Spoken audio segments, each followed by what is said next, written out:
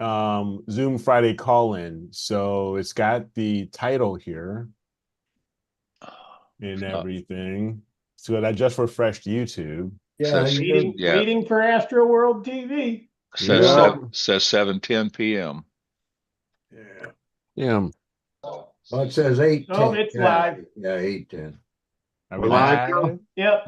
Mine says 7:10 because I'm in Central. We're live. I see it. Yeah. We're here. Mine says 7:10 because I'm in Central. We're live. I see it. Yeah. Yep. Okay. So whoever's got their Got it. their That was all Google me. Chrome or something. Okay.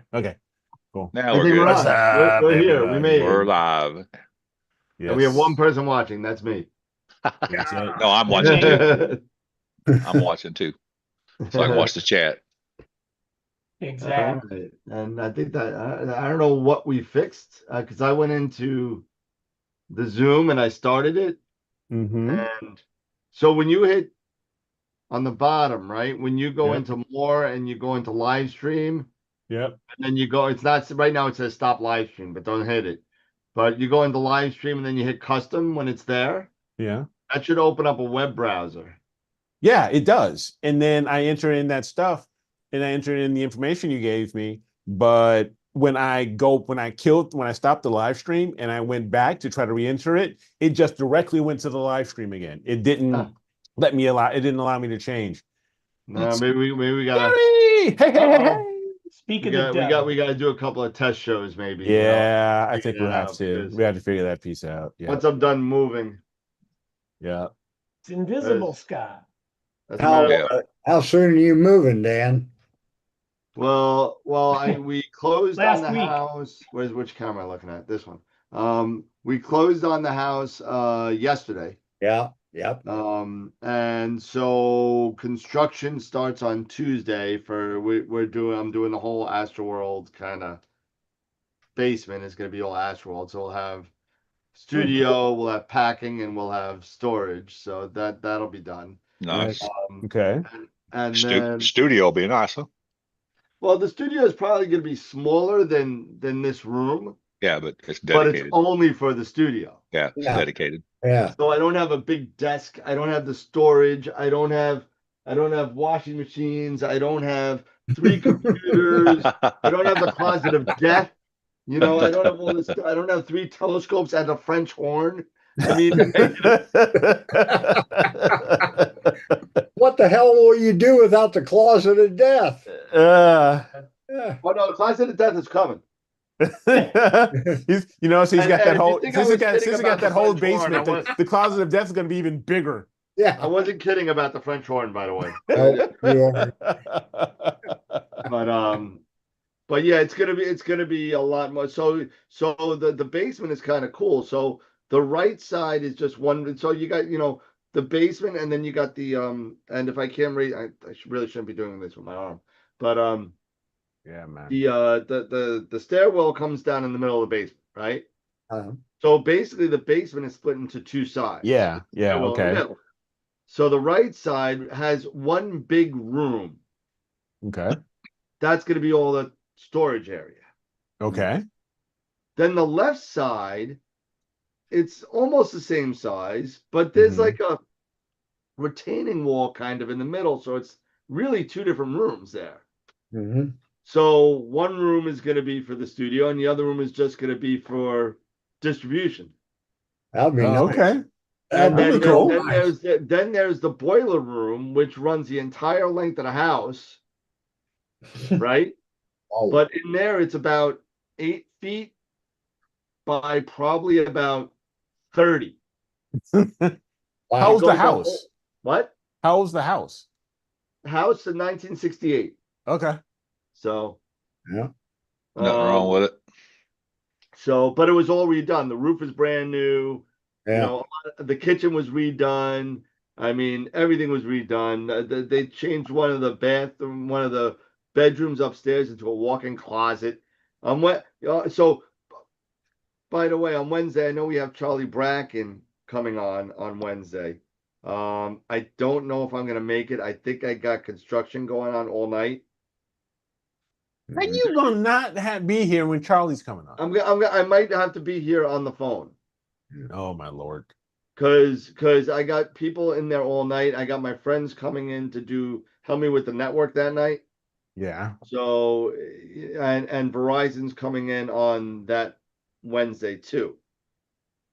So it's gonna be a big day. I'm gonna try and make it somehow, some way. I might have to do it on the phone, but we Okay. might do it from the new house. So if I Okay. even have internet, I don't even know if I'll have internet. Yeah, that's what I'm saying. Okay, that's interesting. Yeah, if you try to do it from the new house, because you see that you got all this stuff going on. I'm like, oh, but yeah, Charlie's coming, man. Don't Yeah, ditch out. Don't ditch out on I'll Charlie. make it. Don't ditch out on I know I'll Charlie, make dude. it. I'll make it. I gotta make it.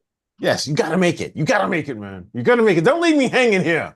So I gotta leave by 6:30 then, Okay. because it's an hour away from my house. What's up, gentlemen? Hello, You Dave. don't Super look happy, Dave. brother. Hello, how are you? Dog Hey, drama. Dog Uh-oh. drama. Dog Oh, drama. Oh, God. Hey, The Joe. little one fell off his ramp, and Sherry had to take him to the vet. So I went over to the vet when I man. left the shop. He's Oh, my fine. God. He's just a drama queen.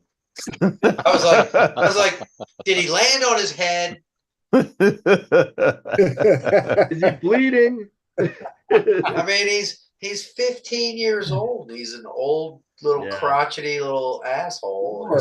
I can't keep one for over 10 years. They get that way when they get old. They get a little Oh Yeah, my they do. God! They Especially do. when they're the small variety. And Yeah. Oh, yeah. just- Well, mine is I got a Havanese poodle. You know, Astra. She's like 14 pounds. my other one's right here. Here's my other one.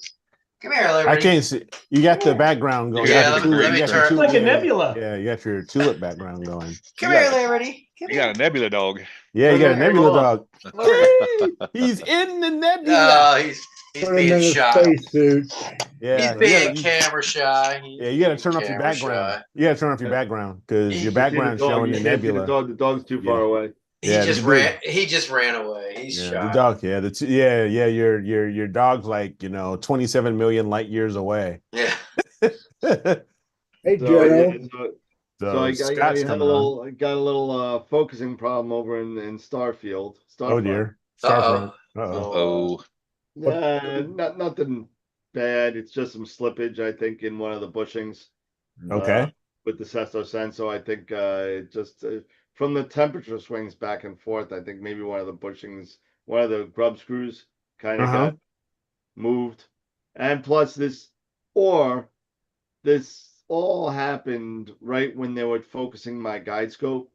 All of a sudden my focuser started going out, like dragging. So I told them to check it out. So they're gonna check that out tonight. That'll be 50. That'll be that'll 50 cost bucks. you $50. Yeah. $50 an hour, but they're billing it in quarter increments, so it could cost me as low as $12.50. So, Okay. so Hey, Tarek, how's it going? Oh, quarter increments, huh? yeah, they're doing That's cool. because people were getting annoyed that they were getting charged $50 for like take the 2 lens. seconds. Yeah, Yeah. Take the lens cap Flip off. a switch. Yeah. Well, that makes sense. I mean, that's kind of ridiculous. If you're going to just take a cap off, it costs you $50. So Yeah. Hell. I'd leave the cap off. I'll take flats. Mm. There you go. I came home. I pulled the covers off mine, so I'm turning everything on right now, hoping to Nice. get something. Hey, Joe, got a question for you about your observatory there you got in your background. How tall are your walls? How tall are the walls? 8 feet. 8 feet. So, Hey, Norm, Hey, they're Joe. 8. They're 8 foot. Yeah. Yeah, they're 8 foot. so how high are your piers? To peek over that. Well, And- I can actually park all those telescopes. Sideways. No, Oh no. At Meridian. I mean, at the North Star. at the north, and the roof doesn't hit them. Oh, that's So that's why- good. Those That's piers why- are like 30 something, 38, something 40, something like that tall. Yeah, Okay. they're that's one of the main reasons why when I shoot, and logistically everybody should shoot 30 to 30. And Mhm. so if I'm shooting 30 to 30, I don't have any issues whatsoever. Like Yeah. right now, what was it, Norm? 3-4 nights ago, we shot Atlas, Yeah. and basically it was in the image is in the. Let me see if I can. Atlas was basically right above this tree here. Right. Okay. Yeah. Okay. So, and that was at around, what was it, around 9 o'clock, right, Norm? Yeah, it was 9 9 15. o'clock. It's You know, I got it. I was happy with it, and I said, okay. and it was low. It was very low. Yeah, very low. He got it till it disappeared behind the trees and roof. Yeah. Okay. But if you look at this scope Mm-hmm. right here, Yeah. that's the Meade 14. Yep. Yep. That's sitting on a 48-inch steel pier with a pier tech on top of that steel pier. Oh, Go to the other telescope. The telescopic one. The Oh, telescopic it's this pier? one. I'm sorry, it's this one. Yeah, that one. Yeah, That one we lay on its side. yeah, it's Oh telescopic. yeah, that's the telescopic one. Yeah, that's the pier tech one. That'll go up. That'll go up another 28 inches Yeah. above the roof line. Yeah. And Yeah. I thought it was going to be an issue. I never use that scope. Bob usually uses it because he likes to do planetary. Yeah. Yeah. So he uses it. And but I mean, I thought it was going to be an issue of how tall everything was, and we are going to get swaying, and never happened. No, not at all. Okay. Not at all. Bob did a gorgeous Omega Centauri on that, sticking Yeah. up in there. But Nice. I wanted to tell you, Eric, like a dumb butt that I am, I went and did a Windows update on Yeah. on my Oh, don't do the Takahashi. Windows update. Did a Windows update, and you wouldn't believe what it did to me. It completely erased all my settings in SkyX. Are you kidding How me? did it do that? Are you kidding me? I was There's been a lot of issues with that new update. That a lot of people have been having issues that COM ports were missing. yeah. Yep. Yeah. You know, so many different things. Windows. That's why I shut the freaking updates off when it I comes Well, to mine my off mail too. Look. list. Yeah, mine are off. It's been blinking at me for about I don't know how. I don't care. long. I said, I might as well just do it. Eventually, They it'll blink all force. year. Eventually, it'll force it. So And then thank God, like SkyX, I could set up SkyX with my eyes closed. That's not an Okay. that's not an issue. It Okay. took me about a half hour to get everything back in and this and that. The worst part about it is 2 nights ago, I spent the better part of an hour and a half doing a 200-point T-point run. Oh, so you had to run through your T-point run again? Yes, I didn't have to do a polar alignment, but I did have to do my T-point run. Oh, okay. That takes a while. you'll find out, Eric, with SkyX, it's depending on the updates, you'll Mhm. lose a few settings sometimes on these updates in the SkyX for whatever reason, you know. Okay. Okay. And just keep that in mind when something's not functioning right. Go look Yeah. at your settings, make sure something didn't change, you know. Okay. A friend of mine always said, if it's working, why are you updating? Yeah, that's exactly right. I haven't updated SkyX in a while. And I'm like, I don't know why I didn't pay attention. Yeah.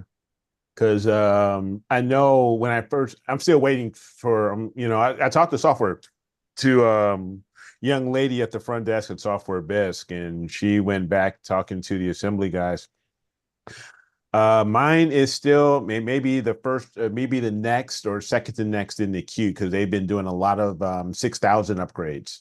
They said they had quite a few ahead of me that they were doing a bunch of the MKS 6,000 upgrades on. So, and once again, 5,000 works.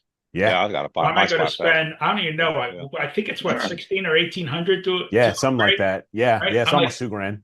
I got, what is it, 1, 2, 3, 4 Paramounts there. How much is that going to cost me? Forget it. Yeah. Forget about it. Forget about it. My 5,000 works just fine. So. Yeah. Now, one thing is that I've been scoping out, and I'm still planning, to build my roll off, but I'm thinking I'm going to do my roll off similar, like backyard observatory. Because and do maybe a 14 by 14 with because I've got trees in the north. Right. So I'm going to roll the roof off north-south instead of east-west, and then look at doing the hinged south wall that'll drop that I can bring that down so I can get more of the southern horizon, and maybe do 6 foot walls right? Right. Now I will say this, and I know every once in a while we talk about this. This is what I use Chat GPT or Gemini or anything like that. If I've got questions on astrophotography or building up my, specking out my, future observatory, asking it, hey, I've got this pier, I've got a pier here, I got a pier here, I got this mount, I've got a Edge 11 here and something here. And I want to set it up as far as an observatory and get, spacing correct. That's pretty impressive when I can put my entire image train, I can throw in and say, yeah, I've got dew shields and all of this, and it can basically calculate, all right, that I need a 30-inch radius and I need a clearance of about about a foot of clearance or from wall to wall, so I don't bump into the walls and stuff like that.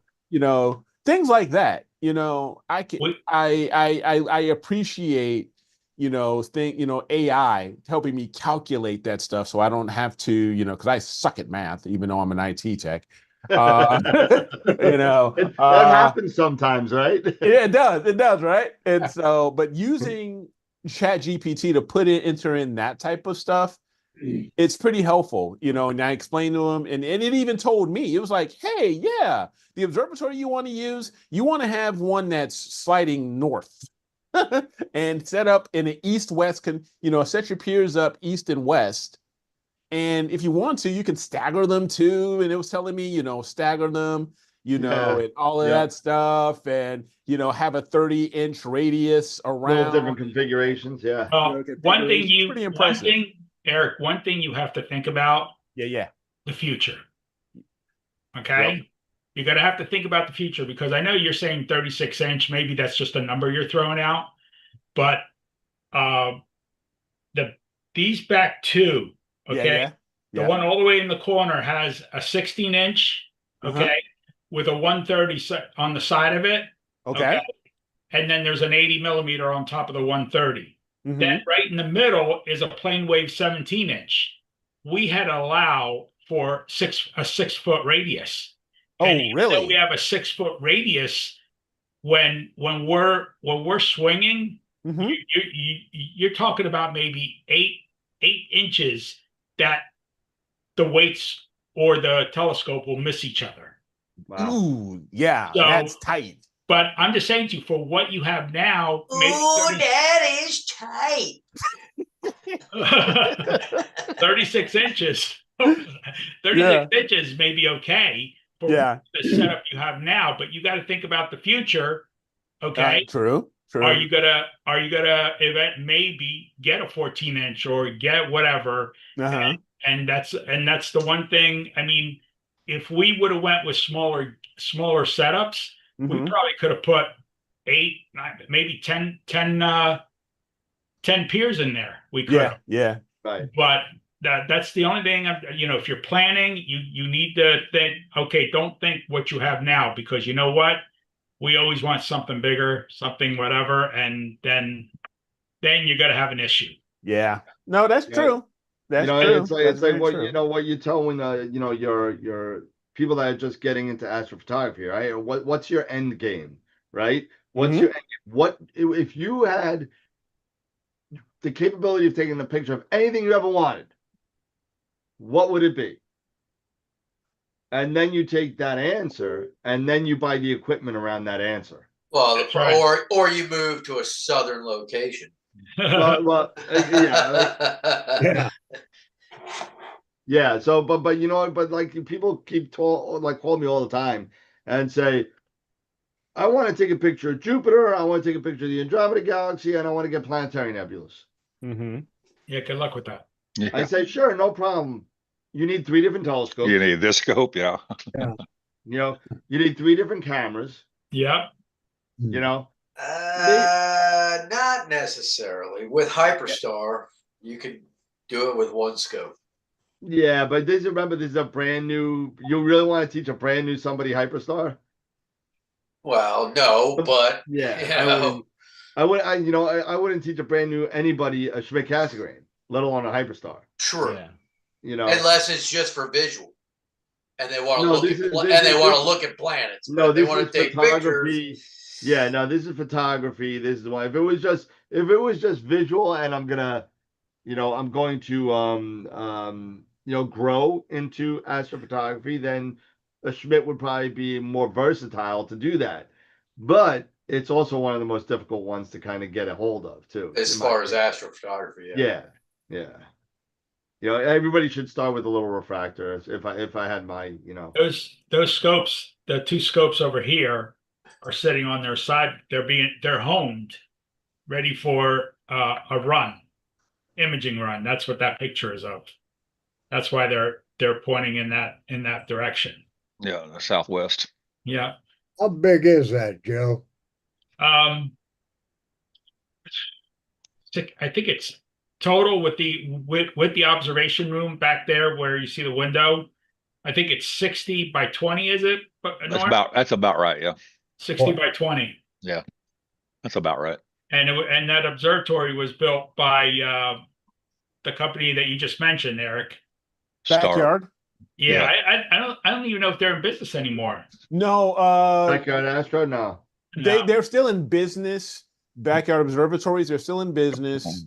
But I know what the gentleman who his wife had made an announcement that he had a stroke, but they're still selling, plans and parts and other things. But as far as building the observatories themselves, that's kind of on hold. They got some nice little buildings. I mean, for plans, Yeah. Because I bought a pair of I bought Wayne's plans for his roll off, and I've also had Backyard Observatory, their plans.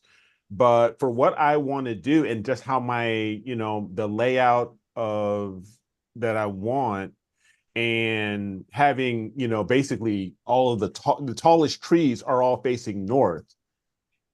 Who's the Amish company that does the Stoltz, who is Stovis? Something like Stoltzvus? that sounds right. Yeah, or Stoltzvus. Yeah, Okay. I've engaged with them as well. But again, me thinking, that I want to do, I'm thinking for me, it's probably going to be best to do east-west configuration for my piers and to push the roof widthwise to the north, right? And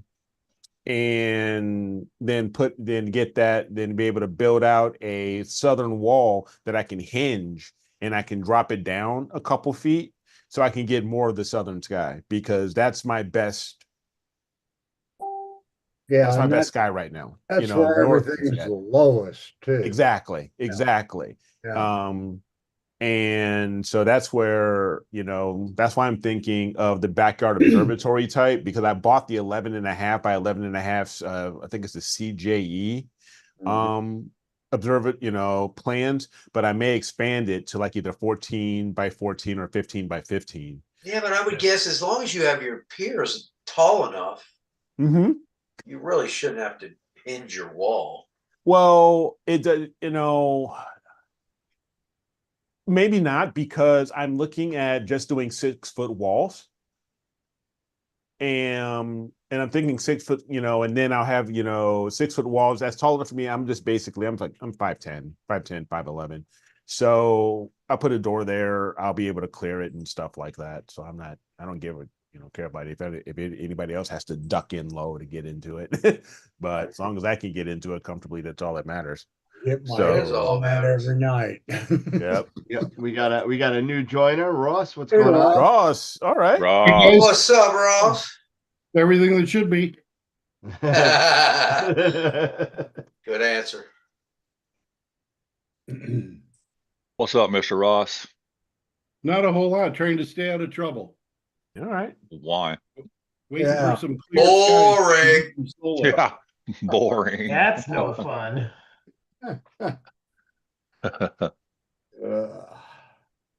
So I'm thinking about doing some things as far as the Patreon is concerned. Okay.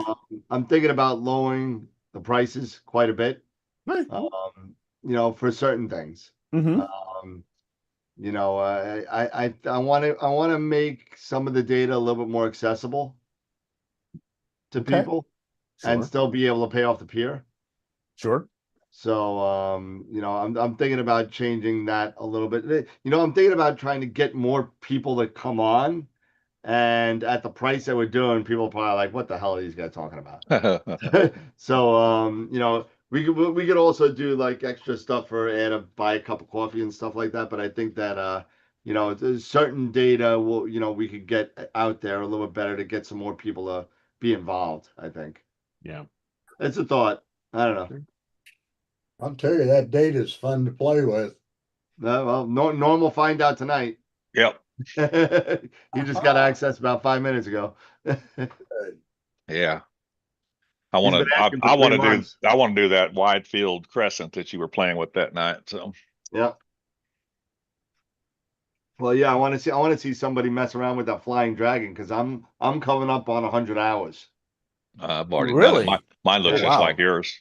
Is I've it, got. I'm is coming it up on 100. zipped yet? What is that? Is it zipped? Well, what I'm gonna do, I think I'm gonna do it a different way. I'm gonna calibrate them all Mm-hmm. and just make the masters That's a good available. idea. Yeah. That's a good idea. That's a Yeah. good idea. Yeah. You know what I mean? I'll calibrate because it's just too much BS there. Just Yeah. send out the calibrated images Yeah. once the project is done, and Smart That's move. a good way to do it. Yeah. Smart move. you know, so you don't have to download, you know, 900 files. Exactly. Yeah. Yeah. Exactly. No, and I think a lot of people, and I think folks will appreciate the fact that you do something like that. All you need to do is download Mhm. 3 to 3 or 4 7, data. 3 Yeah. or 4, Yep. 3 or 4, And you get sets, the and you're done. master, you get all the masters up to 7 masters. Yeah. Yeah. And Exactly. be done I with think it. I think that's a good play, man. I That's think I that's a good brilliant. play. want to Brilliant. combine that with the data I got. Say again there, Tom. I want to combine that with the data that I got. There you go. Yeah. Yeah. Okay. I got like 12 hours of dragon. It turned out really sharp, I thought. But Yeah. yeah. Yeah. But because it also brings up the question, you know, okay, you're thinking about getting closer. You're getting close to 100 hours. When does it honestly get to the point where you have diminishing returns? I don't have the answer. Yeah. Oh, look at that. Somebody's in focus. Somebody's in focus. Yeah. I would think for the Wilfredo. dragon, you know, it's my like 12 or 13, whatever hours I got looks pretty spectacular. Yeah. You know, I mean, it's just HA. All you're doing is Right. refining detail, maybe, you know, Well, at that you know point. what though? It isn't, because if you take a look, there is some O3, there's a lot of S2, but that kind of gets melded into HA. Right. into the NHA because it's so close on the spectrum, so it doesn't really hit you that much. But there is some O3 in there. Is it right in the tips of the wings? Yeah, it's right there. Yeah. So I said, I want to get that. I like that. Okay. So, Well, in that case, then I got RGB for the stars, because stars. no That's what I matter did. how good the SETI Astro script is, the MB to RGB star script, it's not as good as You can't beat true color. Yeah. Yeah. That's what I got RGBs for mine. But it don't take that long either way. It doesn't take that long either way. At least get the stars. What? A couple hours? As long as you have Yeah. clear skies. If that. Yeah. If you got some clear skies. I do I'm only 15 doing- minutes of color. Yeah. See, it doesn't take I don't even need to do that in Portal 1. I could probably do a half an hour per channel. And be done. How long you taking exposures for that, Norm? 30 seconds? 30 seconds, and I do 15 minutes for each filter. That 30 seconds. Yeah, I mean, just for stars. That's fine. I guess that's fine, but you know, if you're dealing with a full moon or something, I don't know. It's just kind of a pain. Well, that's when if you can, avoid, just plan out avoiding it there. Full moon, though, right? Even if who cares? You're doing stars. Yeah. Yeah, You're exactly. just using it for the color. You're not using anything else but the stars. But the stars. Yeah, you got a point. You got a Background's going to point. be black anyway. Yeah, Exactly. you're taking all the stars out. You're not worried about gradient. You're not worried about anything. You're not going That's true. to. Yeah, You got a point. So it's now if this was an RGB like a Galaxy that I was That would be doing, different. That's then different. you got problems. Yeah, You know what that's I mean? different. Yeah. But if Yeah. you're just using it for the star color, who cares? It's like doing a globular cluster. Who cares? The Yeah. moon, Yeah. I don't care. Yeah.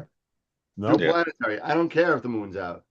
Yeah, that's what I settled in here. I've done a bunch of them with the RGB stars. I can get 15 Oh minutes boy, each that doesn't filter. sound good. Gives me really good star color. You know. I gotta go. I forgot. I gotta go plug in my. You see That's it. something here, and you're like, "Oh snap! There's something I got to go plug into my Goddamn imaging train focus that I is not Yeah, forgot." I'll show you. Hold on, hold on. And, I'll show you what I gotta go plug in. Rookie. As soon as I eject it from this computer, Uh-huh. there we go. I gotta go plug in my You should never admit my that. SSDs. Yeah, that helps. That does help. You know, You don't need it. It's You don't fine. need to save that you data. don't need to say. Yeah, exactly. You don't need to say nothing. You're fine. It's fine. Yeah, wake up in the morning with nothing. Dan. Yeah. Is Skywatcher doing a promo right now on some of their telescopes? Mount sale.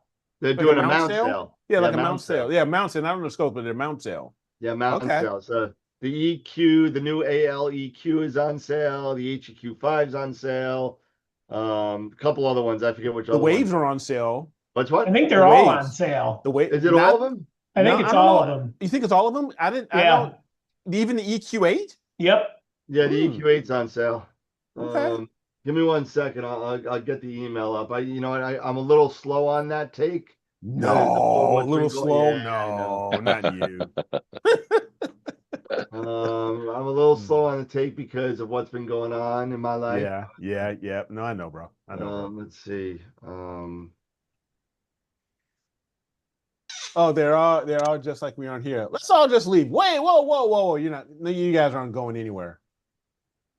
Nice. The chat is something, and live speaking is something else. Collecting some data. I know. It's like It's not about collecting. I'm just trying to get it set up, and I see this warning on my thing, and I'm like, oh, I know what that's for. Whoa. I'm setting up my sequence. I'm going to do Pickering's triangle with So the carbon star. Let's see. The ALQ, the EQ-AL is on sale. The GTI, the EQ5, the HEQ mount, the wave. Looks like the EQ8, the HEQ6. A lot of them are on sale. Oh, sorry, Jose. I'm building a small observatory as well, so we're trying to figure out the rooftop. Is there a benefit from rolling east-west instead of north-south?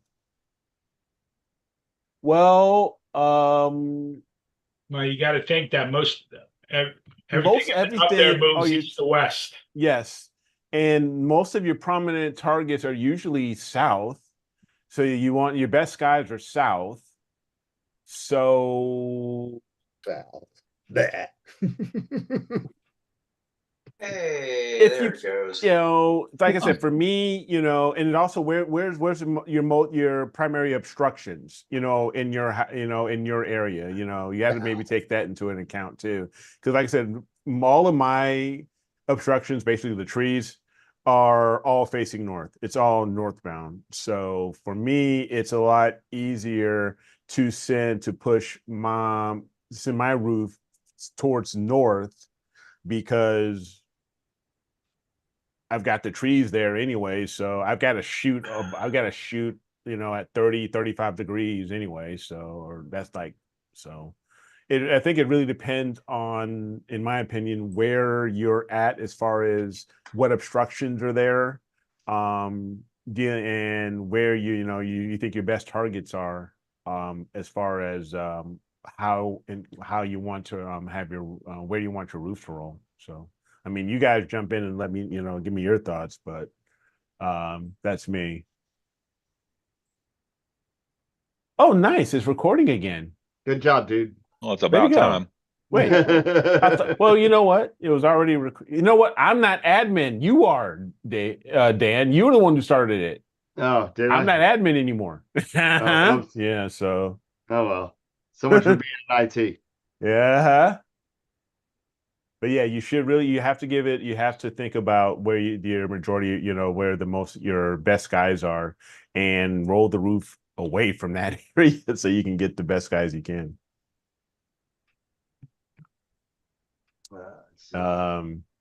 Let's see. Let's take a look at see if there's any other questions. Richard was asking, Joe, where are you? I live in New Jersey, North Jersey. The observatory is in Mountain Home, Texas, right near Kerrville. Okay. I'm gonna say, if you were watching at the beginning, I'm pretty sure he's in his living room. Yeah. He's chilling out in the living room. Yep. It's actually my office, but that's okay. Okay. Different. I was outside, and I don't know, the weather was beautiful, but with that humidity, it gets chilly. I said, yeah, I'm coming inside. That's it. Oh, come on. It's not- Yeah, Joe. Otherwise, I'd be out there with a hoodie. I Yeah. go out there with a hoodie, and then Norm starts making fun of me. What do you have a hoodie for? It Be a was, man. it was 90 degrees here today. Lucky Yeah, you. me and Joe and Bob, we probably chat every night a little bit on Teams, and it'd be like, Joe, how cold is it there? Oh, it's like 71, and he'll have his freaking hoodie up and zipped all up. Like, come on, dude. Don't be judging me.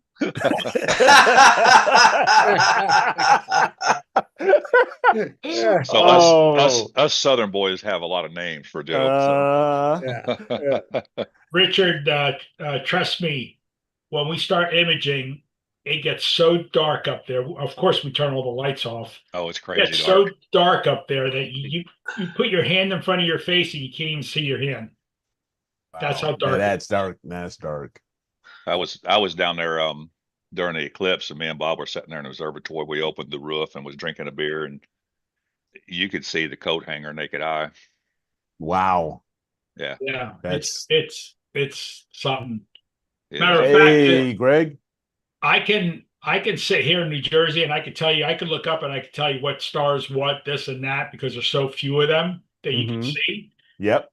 Mm-hmm. You go to there at the observatory, right? You go out to the observatory, you look up, and the only reason you know which way is north is because that's where the scopes are parked. Otherwise, you wouldn't even know where north is. No. Yeah. That's I'm crazy. like, like there's a billion stars, and I'm like, what the heck? Yeah, there's amazing skies down there.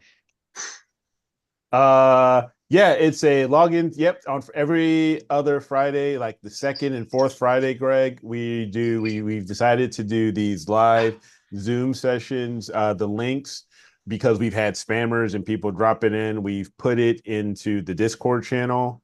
So you've got to be a member of our Discord channel if for those who aren't.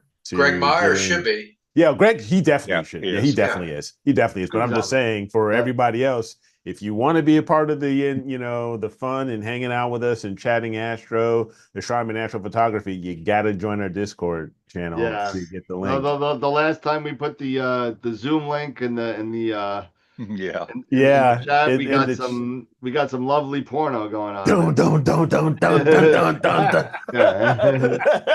was scary. I'm like, where's this coming from? Dave, you've been putting some good stuff up.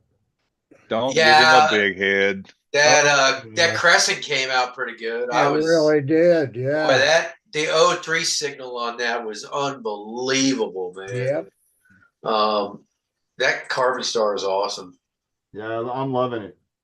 I'm doing a Pickering's Triangle with it tonight, so Nice. I just started that. I got to figure out something to do with the 81, the GT81. Mm-hmm. I did the Lion. I've got a bunch of data on the Lion. How did it fit? How did it fit? It fit perfect. It fit fine with the APS-C. Yeah, it fit fine. But I haven't put it together yet. I've stacked it and calibrated and everything. I just haven't had a chance to mess with it. What camera you have on that 81? The 26M, the 571 mono.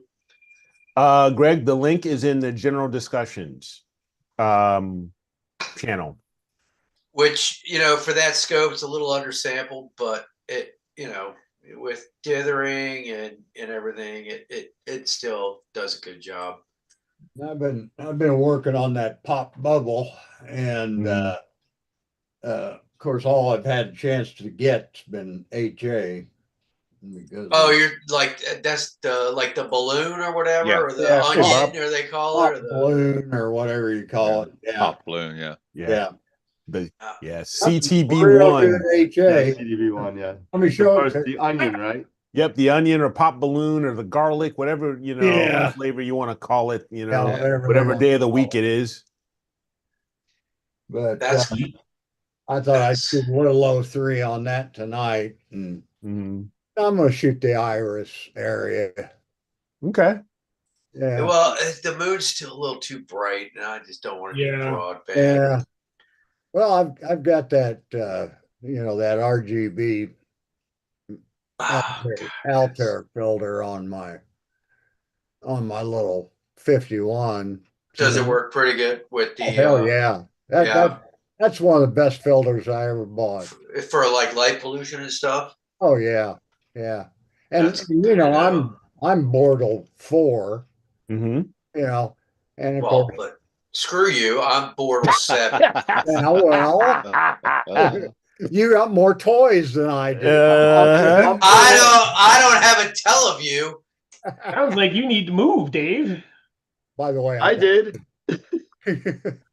I went from my 8 to the 6. I gotta do the Sunday if it's decent out. I'll do a sky quality meter check and see what it really is. If I'm there and see what it really see if it's real. I think it's a high 6 probably, not really. I think it's just barely a 6, but we'll see. We'll see. I want to see what it really is and what the SQM says. What is that? What is this box? That's clouds. That's clouds. You know- That's you know what clouds. this Get them is? away. Get them away, Joe. That's clouds. You know what this is? I don't know what it's a box. It What's cost in me. the bags? It cost $71 more. Oh, is that the tilt? Yeah, I didn't even take it out of the box yet. Oh, you got one of that's the tilt. You got one, huh? the Wanderer Astro ones? No. No. The one from what is it, This is the one Norway that you or can whatever? move from camera to camera. Yeah, The one you bring the camera in the house and check your tilt and all that stuff. Yeah, and is then that take the it back one out, that put it on the what shelf. is it? Was it Denmark or Norway or something? It's Norway. Norway, yeah. It shipped Monday and it got here Wednesday night. Nice. Figure that one out. Sweet. That's nice. You definitely have to let us know how that everything goes with there, Joe, and how I actually you get. I had said to Norma and Bob, I don't think I have a camera here that I could test it on, right? And then I go to look to the right, and I got my ZWO 094. Okay. So just for testing, I'm just going to try to test it out this weekend, see how it works. Yeah. And then I'll send it out to Mountain Home and get the Zeus checked out. And then once I get the other camera for the plane wave, get that one set up. And then I guess Norm's going to say, hey, ship it to me. Let me borrow that thing. Let me borrow that bad boy. Send that up to Oklahoma. It can go from Oklahoma and bounce over here to Georgia. We'll keep it out here in the southeast. We'll keep it in the south here. I'm gonna be very honest with you. Once I get my stuff done, anybody else wants to use it, that's fine.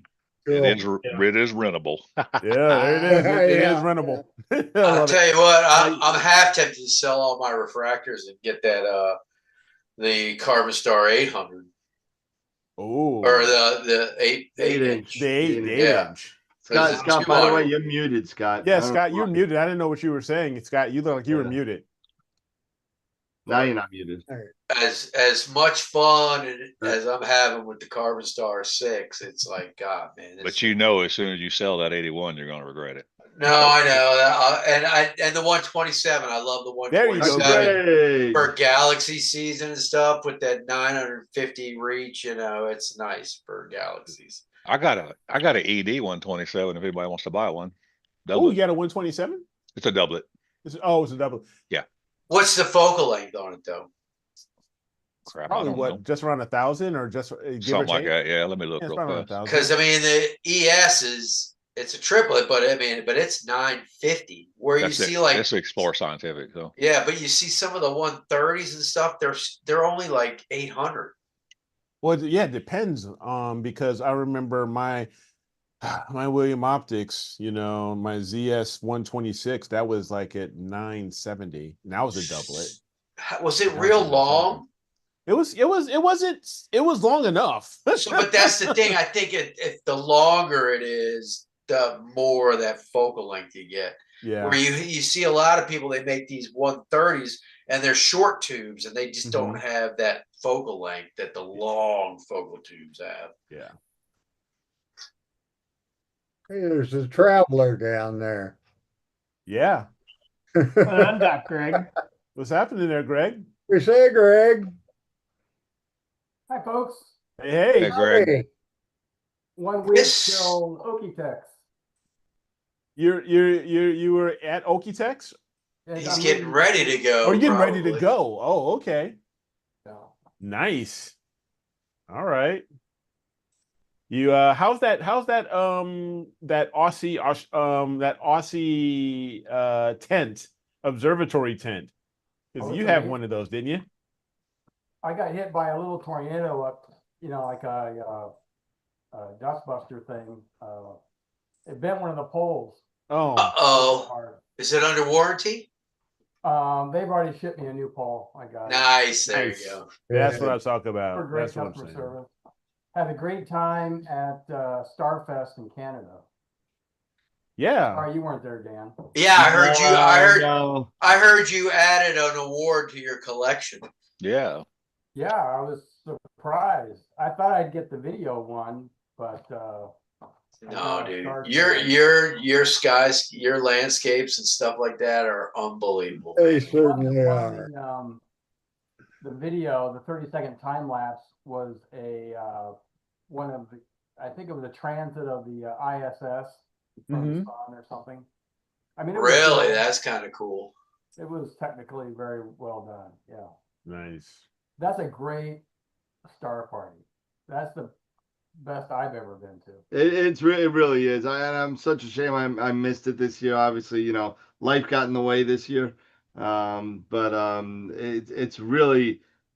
It's really a nice star party. Everybody goes there that's in the area. A lot of people go, and it's a lot of fun. And even if you're just there to hang out during the day, listen to Ron Breacher play the guitar, and seriously, he goes with the guitar. He's got a guy with the beatbox, and another guy with another guitar.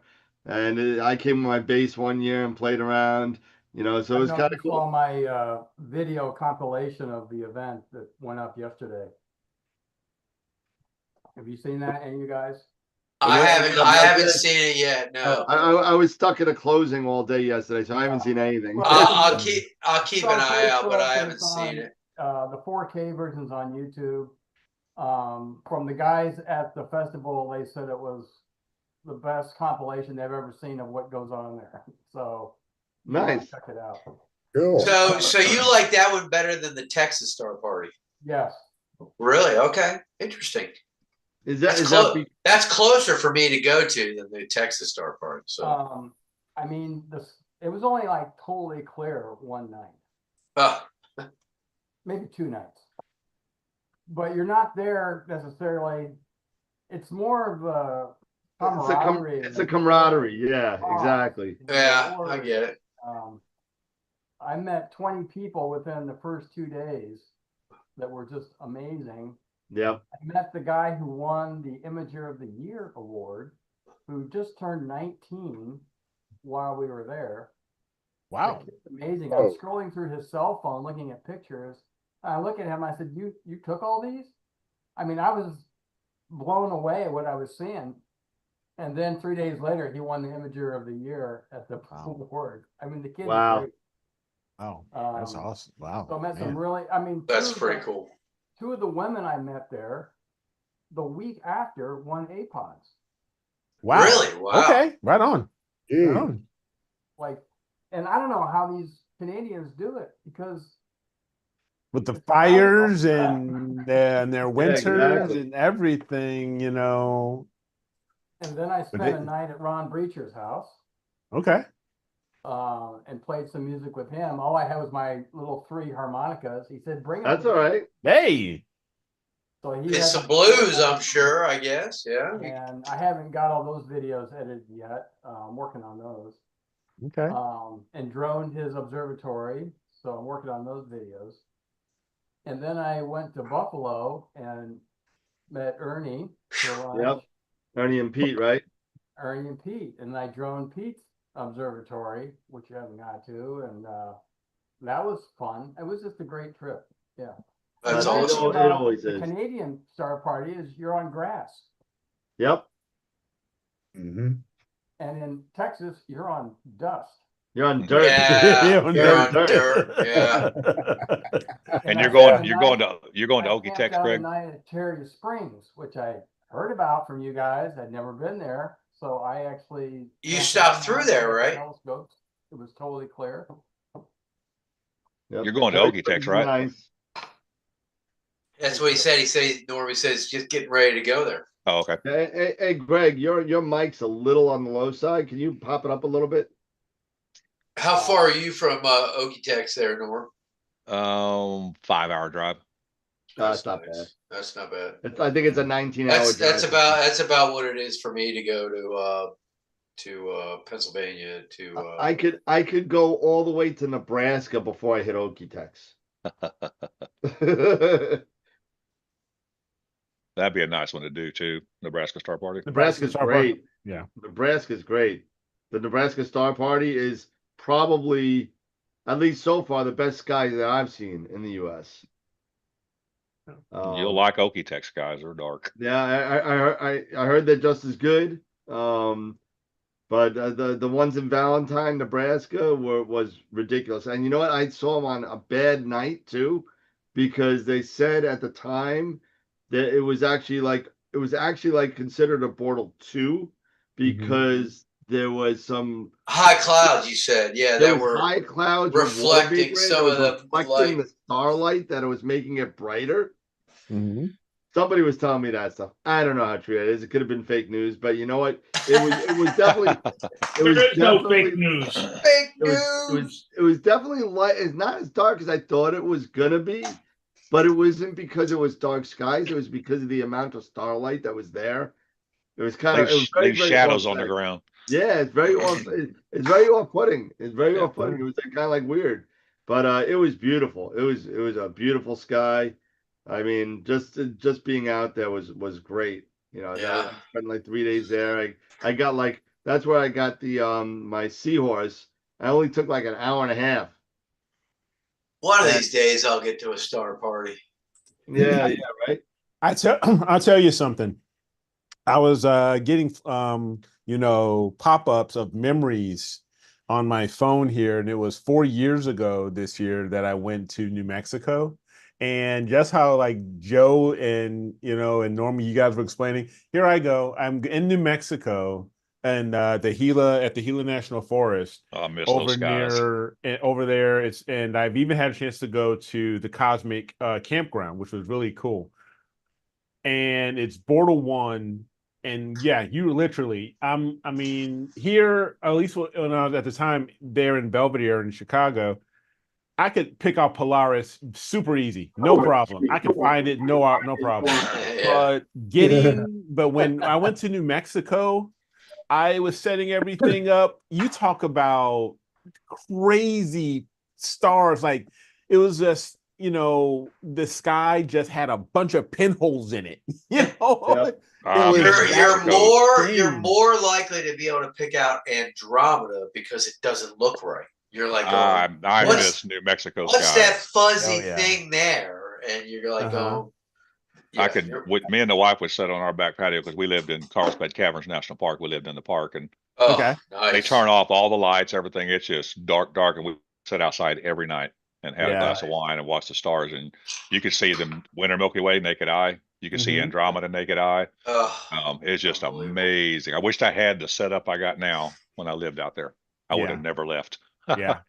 Because there were times where I was bouncing back and forth thinking about moving, or at least I was contemplating, wouldn't it be nice to move to Mayfield over where New Mexico skies? What is that, Joe? Yeah.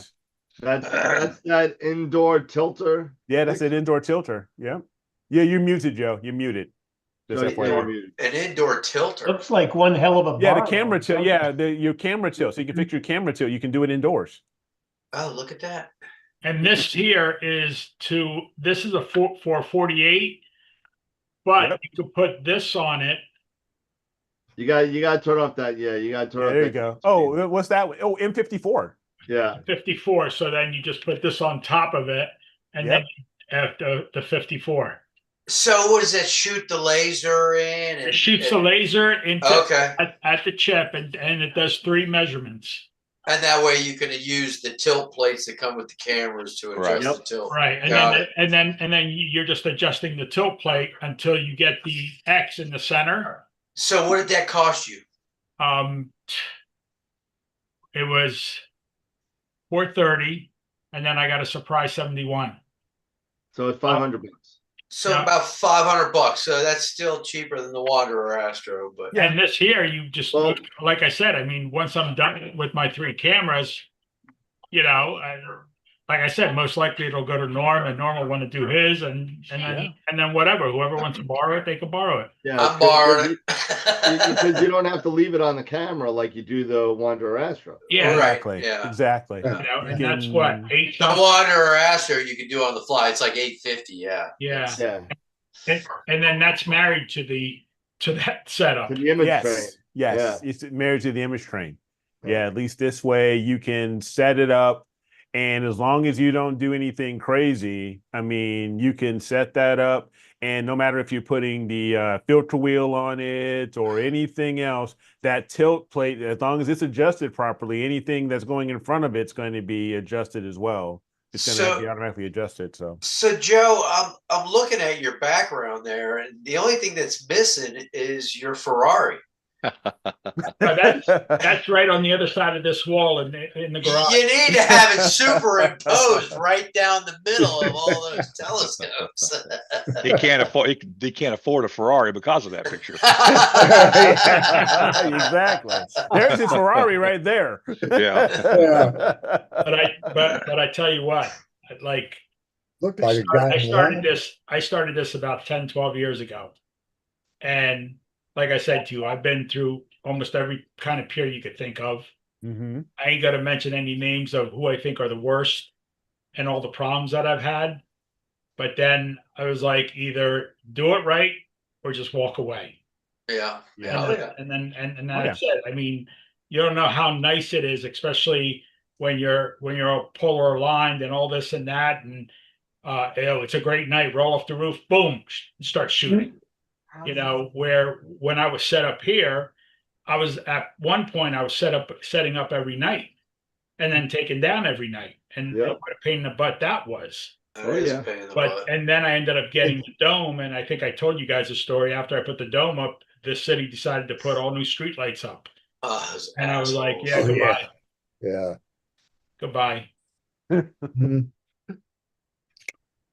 Wilfredo, how are you coming along there, buddy? Yeah.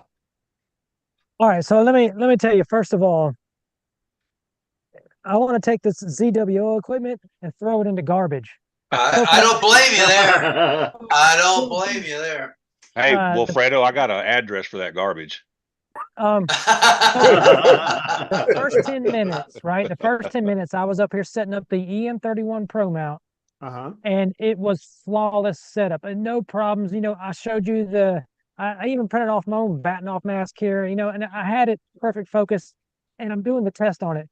And in the background over here, I got my Red Cat 71, the AM5, and I've spent an hour dorking with this thing to get it just right to where I can get it focused, manually focused, and a polar aligned. And it's just insanely cumbersome compared to the EM31. I know it's not crap. It's just that I just rather just do away with it. It's so much harder than that Ease Astro mount. But anyway, right now I'm doing a 30-second up to a 3-minute test on this H2 scope. Okay. I did a 3.5-hour image on the elephant trunk the other night, and I didn't show you that yet, but I was going to wait to do it, reveal in the video. But once this test runs through, and if we're still on live, I'll try to pull up an image of a test while we're doing it. But so far, everything's going good except for this daggum Red Cat. I'm setting it up to record overnight a supernova remnant. I think it's 119 plus 10.2 or 119 to 10.5. It's near Cepheus. Okay. Right. I did I did 4 hours on it. I did 4 hours on it a couple weeks ago with the one Rokinon 135, and I could just barely see it. So Okay. I'm going to try to do like 30 or 40 hours on it. But Are you talking about the Spaghetti Nebula? The big no, not the spaghetti one. It's not too far from the question mark. The bow tie. It's right next to NGC 4. yeah, I okay. know the I know what bow you're tie, talking yeah. about. Yeah. It's Okay. really faint. You got to have a lot of hours on it, but it's in Bortle 4 here. It's nice and dark, other than this light that I got going on in my face. But man, I'm gonna tell you what, I'm really, really impressed with this H2. And as soon as I get it, it was supposed to be clear 2 nights ago, all the way up through Sunday. Well, the weatherman, he needs to be fired because it was cloudy as can be. So, tonight, what's the ZWO equipment you're having an issue with? What's it take?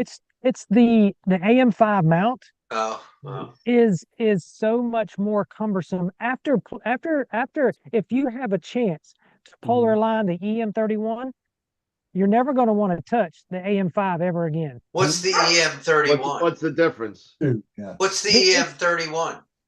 It's the Ease Astro EM31 Pro mount is their strain wave version of the AM5. Okay. And it is the big difference is the adjustment knobs are fine tuned with Thread. fine core, fine thread. Fine So you thread. just barely have to move them. And once you get them adjusted, you don't really have to once you get your altitude set, it's good. And then there's no knobs to tighten down. Like what's his name? Lee Quiv, the Lazy Geek, said in his video, he's right. Once you get it set, you don't have to readjust and touch a knob and it knocks it off. But it's so fine adjustments. You just barely turn it and it's there. It's coarse thread on the AM5. And I'm so used to doing the EM31, I overturn the other one and it just messes it up. So it's just cumbersome. Okay. Yeah, my WD-20, it has fine threads on the adjustments and it works really well. But it does have locks. But the thing is, once you get it adjusted and lock it, it seems like once you lock it, it doesn't seem to affect it because the altitude locks are, you're turning one on the right and one on the left, and you're going against each other. So it's basically just, you're not locking it and it's going one way. You're locking it on both sides, so it keeps it centered to where you That's how the adjust it. AM5 is, but it's still my AM5 does the same way, but one does more than the other. It slips and it throws it off. It's just, my Optron doesn't do that. It's too easy. Well, but anyway, it's going good. It's going good so far. I'll see if I can get this going and get this test done and throw a picture up here. Nice.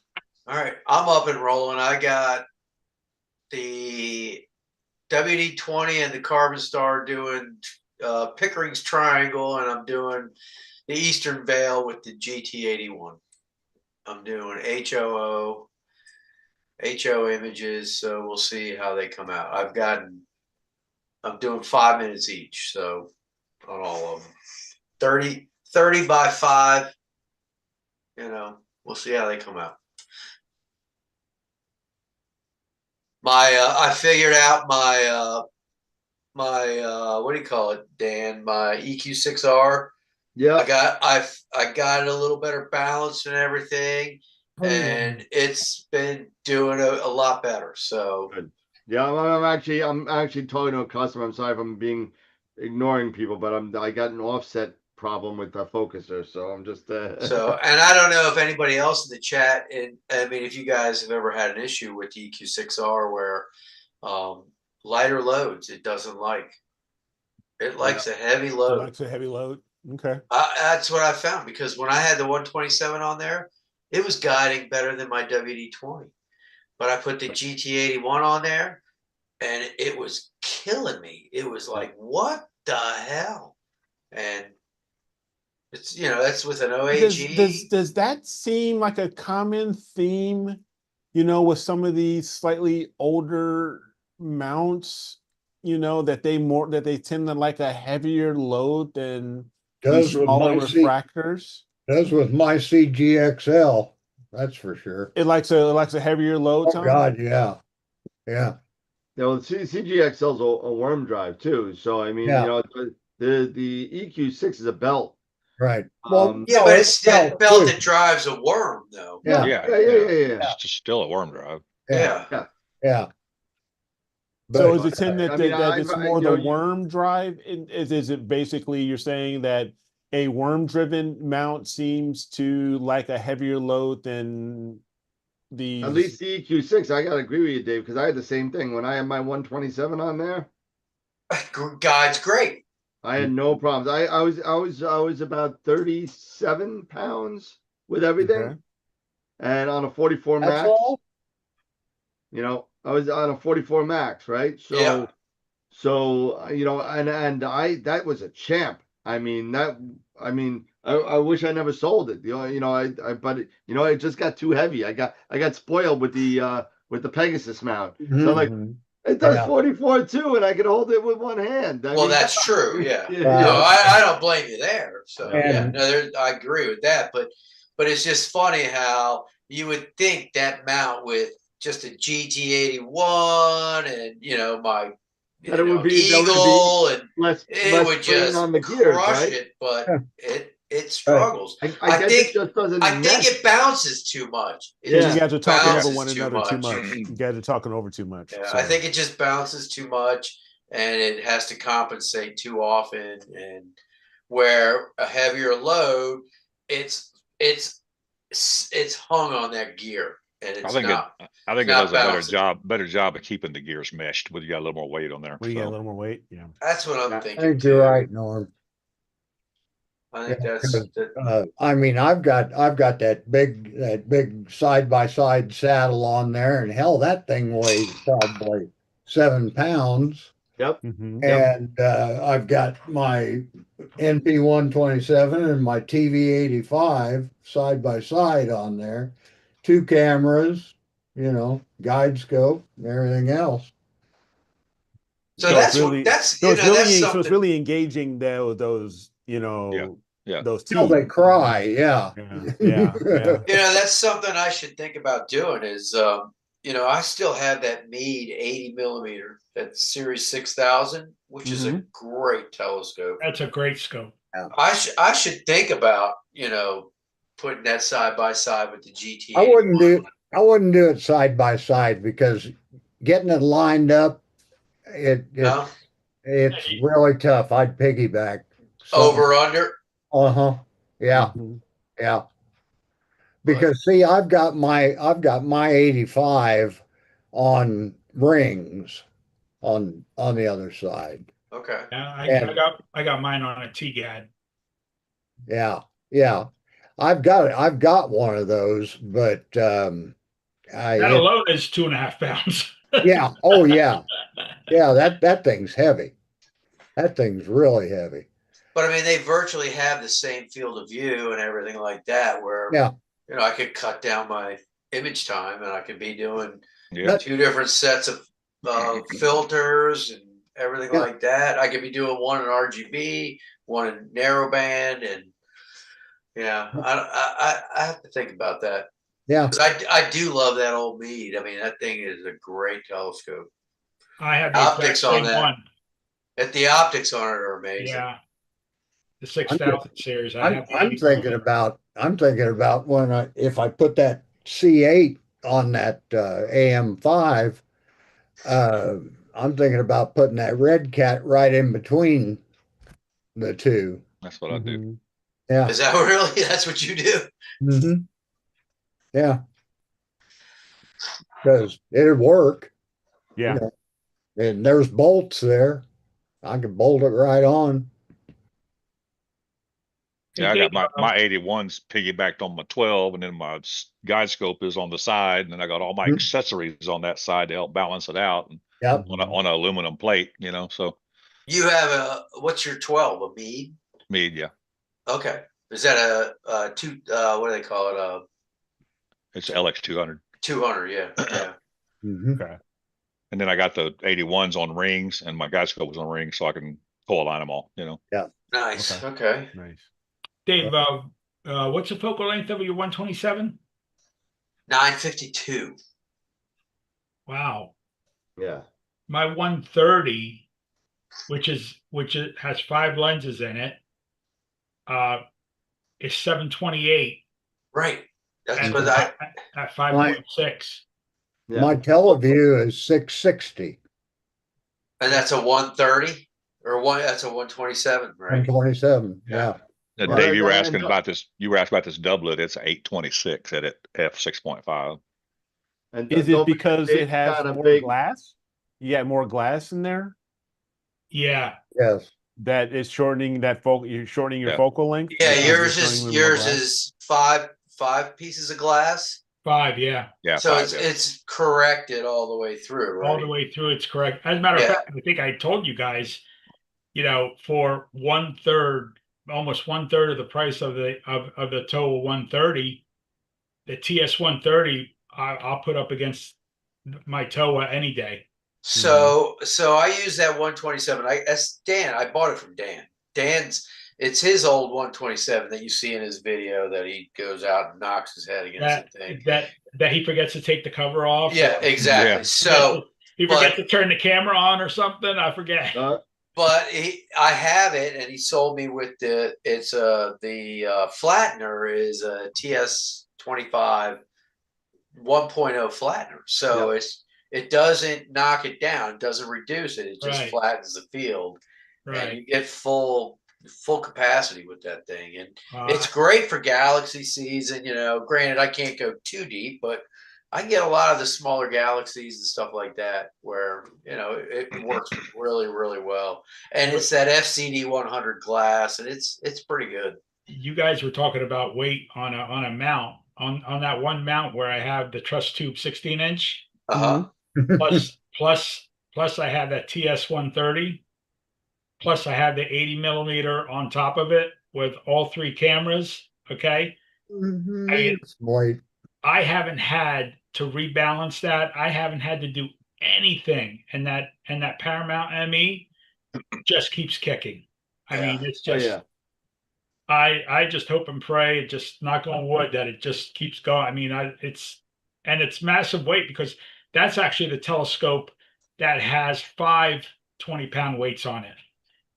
That's wow. crazy. Holy 100 pounds of counterweight. Yeah. That's crazy. I got 100 pounds on mine. Yeah. Really? Yeah. For your meat? Yeah, and all the accessories on it. I've got 100 pounds of weights on it to balance it. Holy cow. Wow.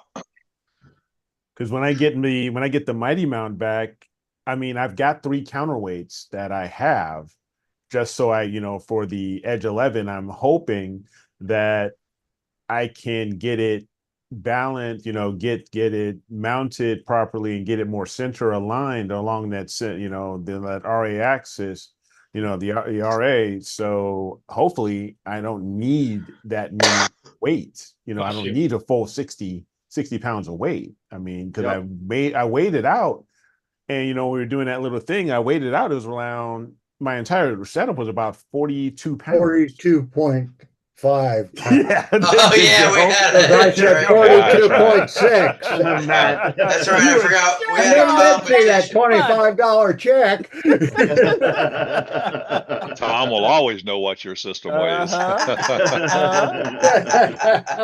So I tell you what, I took the FLI 16803 off of my TOA 150. This one is, and I ended up putting the Zeus, the Player One Zeus on it. Yeah, the full frame. We had to take a 20-pound weight off just to come to balance. Oh yeah, I bet. Just for the camera. What a difference in weight between the 2 cameras. Oh yeah, I'm sure. I'm betting. The Zeus is tiny, man. Yeah. But it was crazy, and I have it. Of course, I got the filter wheel, and then I have the MOAG off-axis guider going through it. So, but I thought 20 pounds. I said that's impossible. But you know what? So now I have three extra weights sitting in the observatory. Doing make a necklace. Make a necklace. Collecting dust. Yeah, the problem is Joe's so short they would drag the ground. Really? I'm 5'6.5". That's about the length of one of my legs. Yeah. All right, guys, for anybody who hasn't voted yet, don't forget we have image of the week, for this week. We got about 5 minutes left. We've only got 27 votes so far. I need to go vote. So don't forget to go I know, vote. I had a friend of mine vote for you, Tom. Huh? I had a friend of mine vote for you today. Oh, thanks. He went on there. He was like, "Oh yeah, these images are great." I was like, "Who'd you vote for?" He's like, "I voted for the Wizard." I was like, "All right, that's Tom." Cool. We're off to see the Wizard. It is. There it is. M20. But No, that M20 is pretty tough to beat. That was, I know it. That was fun putting that together, though, with taking that with 3 cameras and everything. You had 58 hours of data. That's a ton, man. God. You see, if your image is beautiful, absolutely beautiful. But if I was processing this, Normal would be bending my arm. Get some of those stars out of there. There's too many stars. That's sure what would they be. do. I'm processing the image. No, take some stars out. No, take some more stars out. I was like, what the heck? But this looks absolute. I think you did a great job with this. I actually did take some of the stars out. 58 hours. You didn't take enough out. Well, maybe not. Let me tell you something.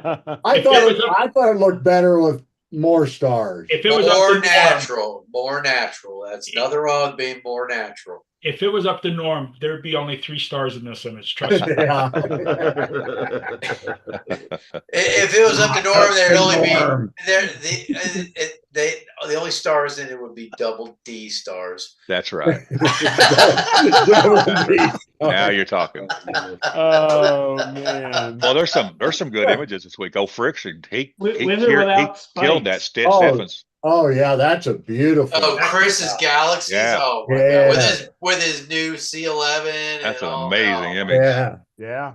If I would have known he was going to put that up, I wouldn't even put that Wizard on there. 13 hours, huh? He does an amazing job with Galaxies. His processing is really good. Yeah.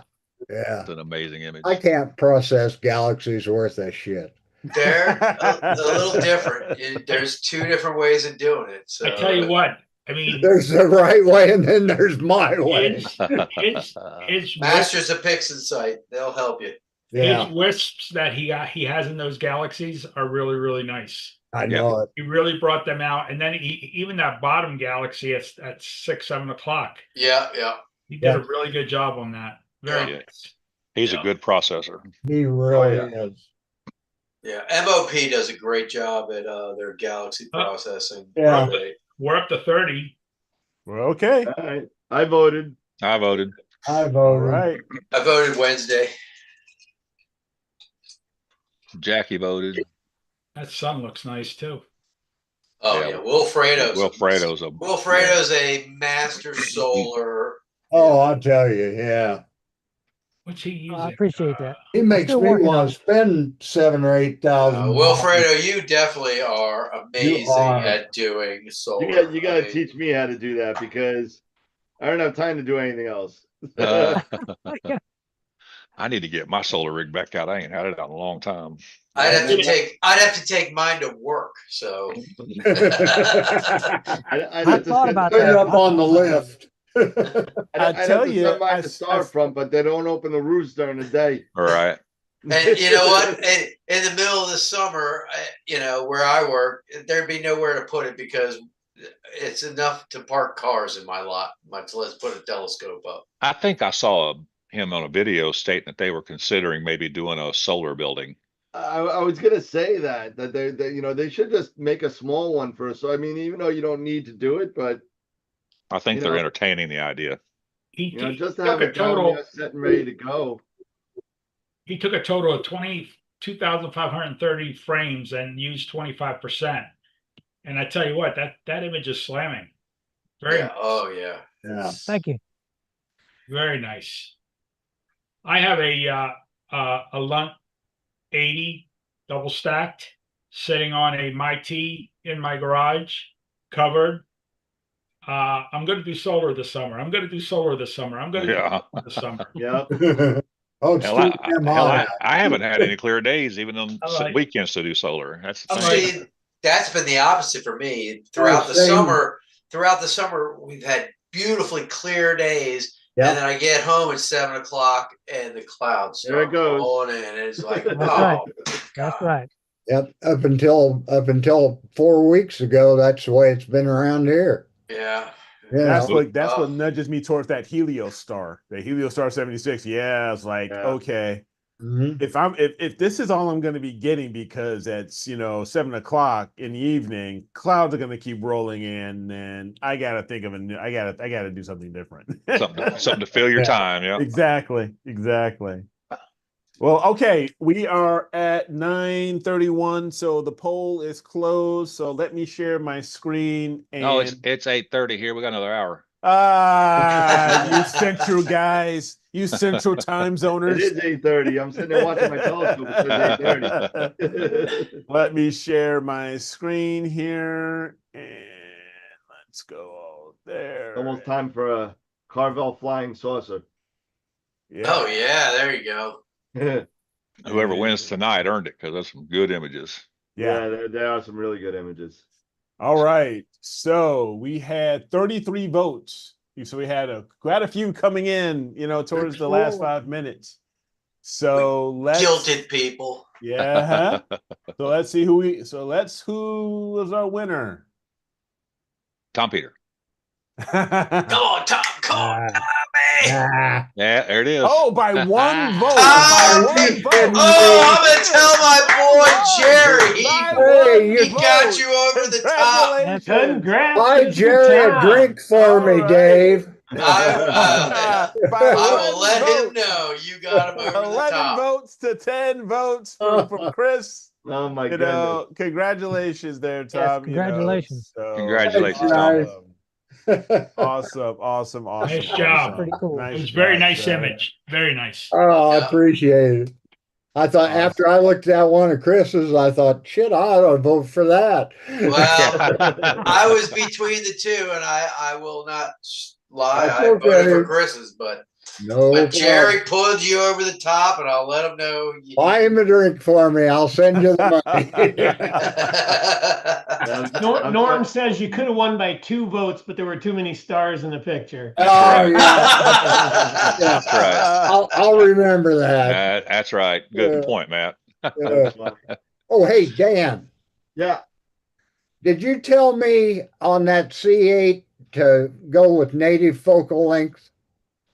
Yeah, probably. I hate giving away focal length. Oh, well, I mean, you said I'd be getting vignetting, or maybe it was which Scott. camera? Huh? With which camera? 2600. You're gonna get some. Okay. That's APS-C, right? Yeah. But you'd get more with a reducer. You'll get some. Yeah. That's what Dan or Scott was saying. I mean, I just hate using reducers just from a standpoint of hating reducers. Yeah. I'm a reducer hater. I hate giving away real estate. But I'm still gonna have to guide with a guide scope instead of an off-axis, because I've got 3 off-axis guiders and I've never ever been able to get one to work right. They do. It takes practice. Hard enough. It must be. It's frustrating. I know it's frustrating. They're so good though. But once I got them, once I figured it out, but you gotta figure it out. It takes a little practice. We got a new person that came on. I don't want to say the name because I might mispronounce it, and someone will say I'm Wex rated. But it's Francisco. Francisco, how you doing, yes. man? That's from work. I think is why it's shortened. Hello, everyone. Hey, Francisco. Hey. Welcome to the party, pal. Yeah. Welcome to the show. Pleasure to meet you. Welcome. Absolutely. He's got the whole ZWO kind of shelving in the background there. Yeah, I got a filter wheel there or something? Oh yes, that is the secondary he's got an old setup. ETX in the background over there. This guy. Yeah, so I think this is the 533. That's what this guy is. Yeah, with its Okay. little, yeah. But that's not my primary is the 2600 on its filter wheel, but that's outside attached Gotcha. to the telescope. Sweet. Yeah. Gotcha. Yeah. It's still daylight there. Where are you at? San Diego, like Oh, between okay. San Diego and Los I Angeles. was gonna say California with the hat, but you know. Yeah. Yeah. JPL. Yeah. Yeah. By the way, Actually, Dan, I wanted to tell you this thing is all 3D printed. that's okay as long as it works. As long as it works. What is it? Sorry, I That just joined. is a tilter. So it's Tilt Oh. adjuster.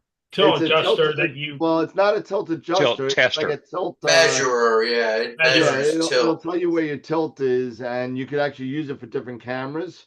So you Oh, can- interesting. So, like in some of the other mechanical tilt adjusters, this one uses a laser Okay. and takes measurements of your sensor and Okay. how it's set, and you just basically move your tilt plate to match up an X on the software, and you can use it for all different types of cameras that have like not half the price, but like the 2/3 of the price That's of cool. like, let's say the Wanderer Astro one, which is like $900. So Yeah, and it doesn't take up those extra 5 millimeters of back focus from you. You can Yeah. keep Yeah. that little bit of extra real You estate. keep the 5. Keep the 5. Keep the 5. Yeah. You Okay. if you got 5 on it, you can have it back. Oh, hey, I got a question on autofocusers. Okay. Oh, Okay, now mine goes through, and it makes the curve. The The curve. V-curve. parabola, and then it goes through and it focuses, and then it red dot below the parabola. Yeah. Is that right? Yeah. That's usually correct. Yes. Because you use ASI errors pretty much exclusively, right? Yeah. Yeah. Well, yeah. that and the Stella Vita. Okay, in the Celavita. Okay. Yeah. Right on. Yeah. They do the same thing. So what that is if you made two straight lines at sort of the sides of that U, it's where Right. those two straight lines cross. Correct. So it's like way below it, and it looks kind of funky. Yeah. It's where the X yeah. is. Yeah. Exactly. Yep. I'll tell you what, that thing was nothing to set up. I mean, Which one? The Which one? The Stellavita? no, on the ASI Air, the Oh, the focus motor? yeah, what is it? Yeah. The EAF? EAF, yeah. it is. And Yeah. it's the new one, the $199. Oh. Okay, the new one, the new Yeah. EAF. Yeah. Okay. Is that the new one that they have an autofocuser with actually buttons that you could change the focuser on it? No, I did not get that one. Who thought of that idea? Yeah, I mean a rechargeable focuser. Come Okay, on. hear me Give out a though. break. Hear me out. Uh-oh, here we go. Okay, here we Here go. we Here's go. somebody who's pro rechargeable EAF. And Okay. he's Here's pro the one- ZWO, apparently. Hey, I got all of them. I'm pro everything. Okay. Here's the one Good man, use good case. man.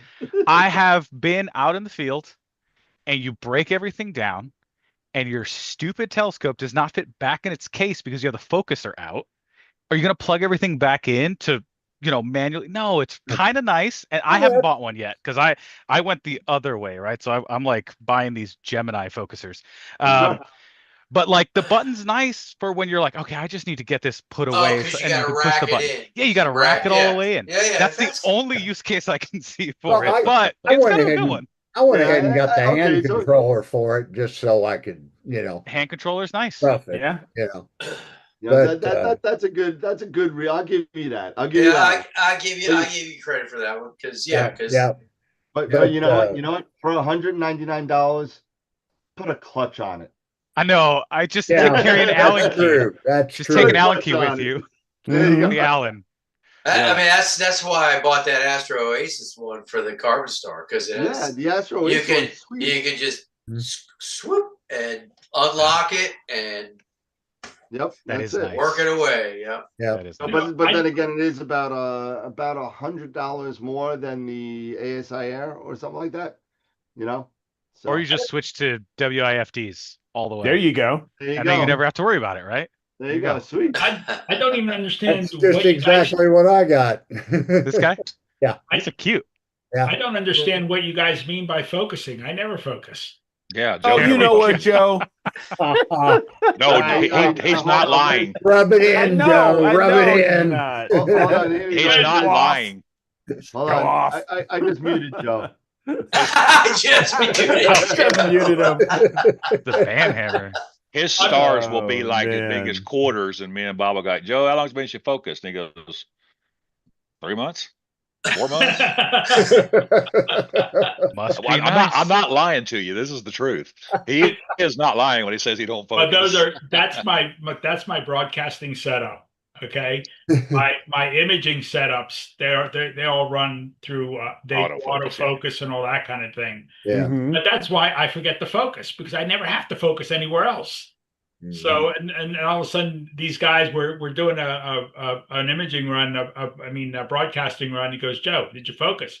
Stars aren't that bad. He goes, when's the last time you focused? I said, I think 3 months ago. He goes, I was like, the other day, but I will tell you, with my Moonlight focuser, I don't mind focusing with that. I'm always dead on. Moonlights are the best, man. Yes, they are. Yeah. But with that other Wish I could focuser, afford one.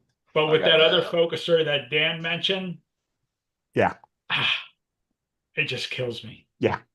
It just Not naming names, right? I'm not naming names, but I'm just it's nice when it works, and then it's like, are you freaking kidding me? What's Type of not thing. working? And it's like, and that's why I sort of like got out of the focusing ordeal. I'm actually trying to get a hold of what's his name at Moonlight to see if he's got a Moonlight that'll fit that TS130. I'd like to call Ron and see if he can make one for the car. Is that that's a big refractor, right, Joe? What size is it?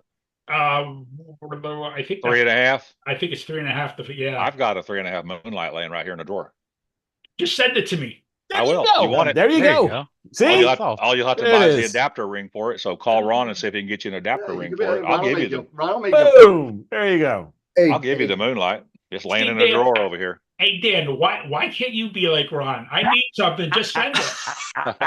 You know why? Because Joe, I'm waiting for you to buy me the CNC machine that he has. Yeah, right. Yeah. So hey, listen, I'm just trying to figure out how to make my own custom cables here. Let alone. Yeah, give us some time here. Give us some time. Yeah, you know, get Dan's cable jack. Get that figured out, Dan, because I need some cables, man. Well, telescope has been around now for 3 years, and I think we've grown pretty well over the last 3 years. We're getting bigger, but we're working on different avenues of kind of astro help, I guess you could call it. But it's gonna take some time to source things, to do things. I don't have the I guess I don't have the reach of, let's say, an Agena or you'll get there. High point or whatever. Sure. But you're getting there. You're getting there. We getting there. All in good time, Dan. You'll get there. But at the same time, you're selling some of the stuff you're selling is superior equipment. No doubt. With your Altair filters and Altair cameras, they're not selling that. No, nobody's selling. But you are. Yeah, you Player are. one. Player one. Mm-hmm. Yep, Player one. So one Altair. Now Agena's got Wanderer Astro. They just got them, but for a long time I was one of the few that was selling Wanderer Astro. Yeah. Yeah, you were. You're here in the States. Yep. Plus, I got the normal offenders. Skywatcher, Celestron. The rest of those guys. Just picked up Lunt. So I'll tell you, I think I'm just so glad Dave turned me on to those Altair filters. Yeah. By the way, those in yet? I Is think that LRGB set in yet? What's that? Is that LRGB set? My next shipment. I already spoke to him this morning. So okay, cool. It's on my next shipment. How do you want me to do that? You want me to just put it on? Yeah, do it online. Pre-order. Yeah. Just put it on pre-order. It's fine. Send me the check, Tom. order it through him and send the cash to Joe. Okay. Yeah, there you go. yeah. There you go. There we go. And So- I'll make sure that I drive it to Dan. Okay. And Yeah, then make sure yeah, and send that tilt thing to me. Hey, but I'm done with it. Believe me. Yeah. Let's borrow it. That's not a problem. Yeah, Joe. Yes, definitely keep us posted. As far On as how once you well that get works, everything- yeah. how well it Yeah. works and everything. Probably this I'm really weekend, curious. I'm gonna play with it on the 094. Okay. If I know what I'm doing. I mean, there's 3 good videos on YouTube. Mm-hmm. So I'm gonna review them and then just try it on my own and see how it works. The only thing I don't like about it is it's not with all camera setups, but with, for instance, with my Player One, with my Zeus, Mm-hmm. the camera is little screwed into the focuser. You know what I'm saying? Not the big screw. It's not a big. It's the 5 or 6 little screws. Right. Mhm. So when you do it with the Zeus, you have to actually set this thing on top of the focuser, and then as you're doing it, then you have to, with the Allen wrench, you're doing your adjustments. So I don't know how tricky that's going to be. You know what I'm saying? Yeah. So, but like with a one-shot color, like my 2600 that I have on my TS130, that would be an easy thing because you're not dealing with a filter wheel whatsoever. Right. Right. Okay. So, we'll Francisco, see. are you new to the channel, or are you?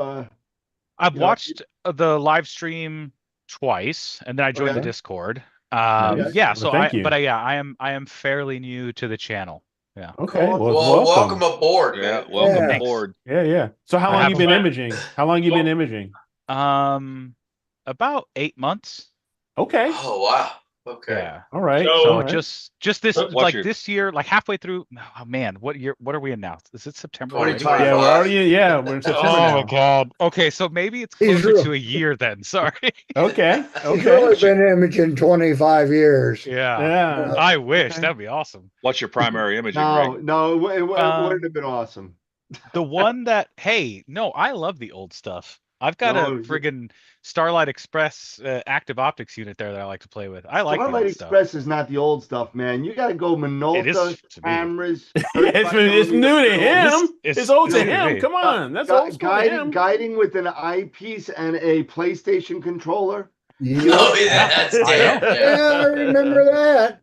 I know. You know. So my main imaging rig is C11 Edge.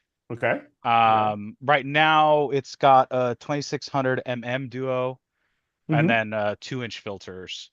Okay. It's not reduced. I have a how the hell reducer do I have? But I'm kind of with who was it? This is probably Somebody Dan. said no reducers. I kind of Dan. agree. I've got the Lupus one. I didn't Yeah, get the yeah. Celestial one. I got the Lupus one. Lepus from Optech. Sure. Lepus. It's nice, but like, so then somehow something's tilted, and I'm like, okay, I can't friggin'. I'm not messing with this. So I just went with the hard, just hard mounted. I'm done with it. Now the thing is with the Lepus is you don't get that. Even with the 11, your back focus is almost like it is with the 8. It doesn't give you that 146, does it? It's like 100 or 100 or like 105. It was some weird number. Yeah, it was Yeah, like it's like- 107.3 or something. Yeah, stupid. yeah. So it's not like, if you were using the 0.7 reducer, It's not. so you're not getting that. And it's the imaging circle is a little bit smaller, so you have I was having issues. So it's slightly vignettes, so you have to get some good flats. Yeah, and like if with my the guider, I only do off axis. So like now I've got the 2600 Duo, but before I was using, what the hell is this thing? What is this thing? What, the Tube Tech? Tube Tech. Tube Tech. Yeah, I was using this. Okay. He's like, what the hell is this one? Yeah, I don't remember. Man, I bought this a little while ago. It's good. I like it. The Tube Techs are good. Yeah. It's got so many cool features that the ASIR doesn't let you touch. Correct. Yeah. That's why you got to go to Nina. Hey Dan, Tube Tech actually supplies a lot of their cameras to other manufacturers. Yep, sure do. Yeah, I know. A lot of them they're all rebranded. Yeah. That's This what one- Altair. This one isn't technically a Tube Tech. It's the other one. It's Orion. no, Rising Cam. That's what Rising this one Cam. is. Yeah. Oh. This is a Rising Cam 2600 mm basically, or whatever they call it. Okay. That's what I this remember is. Rising Hey, Cam. Dan, I got it for dirt cheap. So Yeah. Hey, Dan, I got to tell you something. Uh-oh. You know the old saying, don't say anything, because if you say anything, it's going to happen to you? Mhm. What happened? 2 weeks ago, Norm said, oh, I shoot flats with my 294 and I have no problem. Go ahead, Norm. Uh-huh. Oh, really? What is it? What is it, ahead, Norm? Norm. What'd you get? What'd you get? They suck. All of a sudden, he finally found the Rorschach test Yes, we you were got the talking Rorschach about. test, didn't you? Yeah. Like 2 weeks ago on this show, he said, oh, Yeah, I did. my 294 work. Oh, the flats are perfect. He goes, Yeah. there's flats and they're inverted. You know, Mhm. about a year ago, I was using 294 all the time, and I did shoot flats with it, and they were working. They did good job on the image like they're supposed to. I did them the other night, and it does the reverse effect on the image. So, you know, the vignetting is now white instead of dark. Mhm. The donuts are now white instead of dark, and so I don't know what's going wrong with it. And the well value's right and all that kind of stuff, you know, and the seconds are right. You know, they say over 3 seconds for 294. They're all 5 and 6 seconds, and I don't know what's causing them to go wrong. So the 294 is the massive it offender is. It is. of crappy flat problems. Yes, And it is. it always has been, you know, and that's why they said for a long, long time, I don't care what you do, take a minimum of 2 seconds. You have to take it. If you took anything less than a 2 second flat on a 294, it was a disaster. Right. Yep. It was and sometimes if you took like Eric, like the ones that you showed the other night with your H alpha, I mean, it was like an amoeba. Yep. I mean, it was like it was really, really crazy, and you know, it was just they weren't at the smooth, you know, circular kind of smooth rendition out to a flat, and you see the donuts. It wasn't like that. Yeah, but see, like the thing about it is the flat looks perfect. You know what I mean? It looks like a flat is supposed to look like. And Joe had the same problem with one of his cameras. The flat looks good. It just reverses the image somehow. So weird. Yeah. But you know, it's sad because the 294 is such a great camera. The sensitivity on that thing is phenomenal. You know, Yeah. that was, I think, my first nice cooled camera was a 294 one-shot color. Yep. And I was like, oh, this is great. I really enjoyed that camera. They really got a great sensor on them. Yeah, I lent mine out. I'll never get that one back. I might lend mine out. Why don't you lend me something, Dan? Me and Norm need something. I mean, yeah. I lent it to Pete, and I don't know. Why don't you? I'll tell you what. I'll trade you a 294 for a 571. I'm sure you would. Yeah. Even up. Even up. Straight across. Straight across. Straight across. Sorry, mine's actually taking shots right now. Actually, it's not taking shots because it needs to be collimated. But I'm looking at I'll show you. It's that's the APS-C sensor, right? Yeah. So yeah, that's what I'm considering. What camera is that, Dan? So that is. I know it's that's the Starfront scope. That's the 571, the Poseidon. Poseidon, yeah. Oh, that's the one I want. Yeah. Yep. It's got the Deep Sky Dad flat panel on there on the Nix 101 with an eagle on top. You know, it's got a airplane. Yeah, got something going on up there. Airplane, yeah. Yep. And so it's just waiting for them. They needed to do some collimation. There's a satellite. There's a satellite at 9 o'clock. See it? Yeah, right here. Yeah. Going across. But you can see the Milky Way going across, and this is just the pier cam. Jeez. So, but kind of cool. Do you ever get overwhelmed having just access to so much clear sky, like so much dark sky? I have, and I've only had the scope up since May. Okay. No. What? Never. Never. You don't ever. You don't get overwhelmed. I'm overwhelmed. I feel like it'd be overwhelming. Yeah. Because a little bit. I've had the scope for 4 months. Yeah. I've gotten more data over the last 4 months than I had in the last 4 years in New York. Yeah. I mean, imagine doing almost 100 hours in a month on one object. I couldn't. And not losing a wink of sleep saying, oh my God, this is going to take me 7 years in New York to do. You know what? And you know what? Saying something like that, that's what, having, something like, a place like Starfront, that's what makes it worth it. Exactly. It pays for itself in a way, because you're saying, in the last 4 months, you've got more done than you have in the past 40 years. Yeah, but that makes it worth it. But Eric, I mean, the skies are a credit. There's no doubt about it. That's the important thing. But once you get your setup automated, go to bed. That's it. Go to bed. You don't have to. I mean, there are times that I pre-program everything, and as soon as the roof rolls off, it just goes and runs. But that's the thing is having a good programming thing that'll just run your equipment for you. Set it, forget it.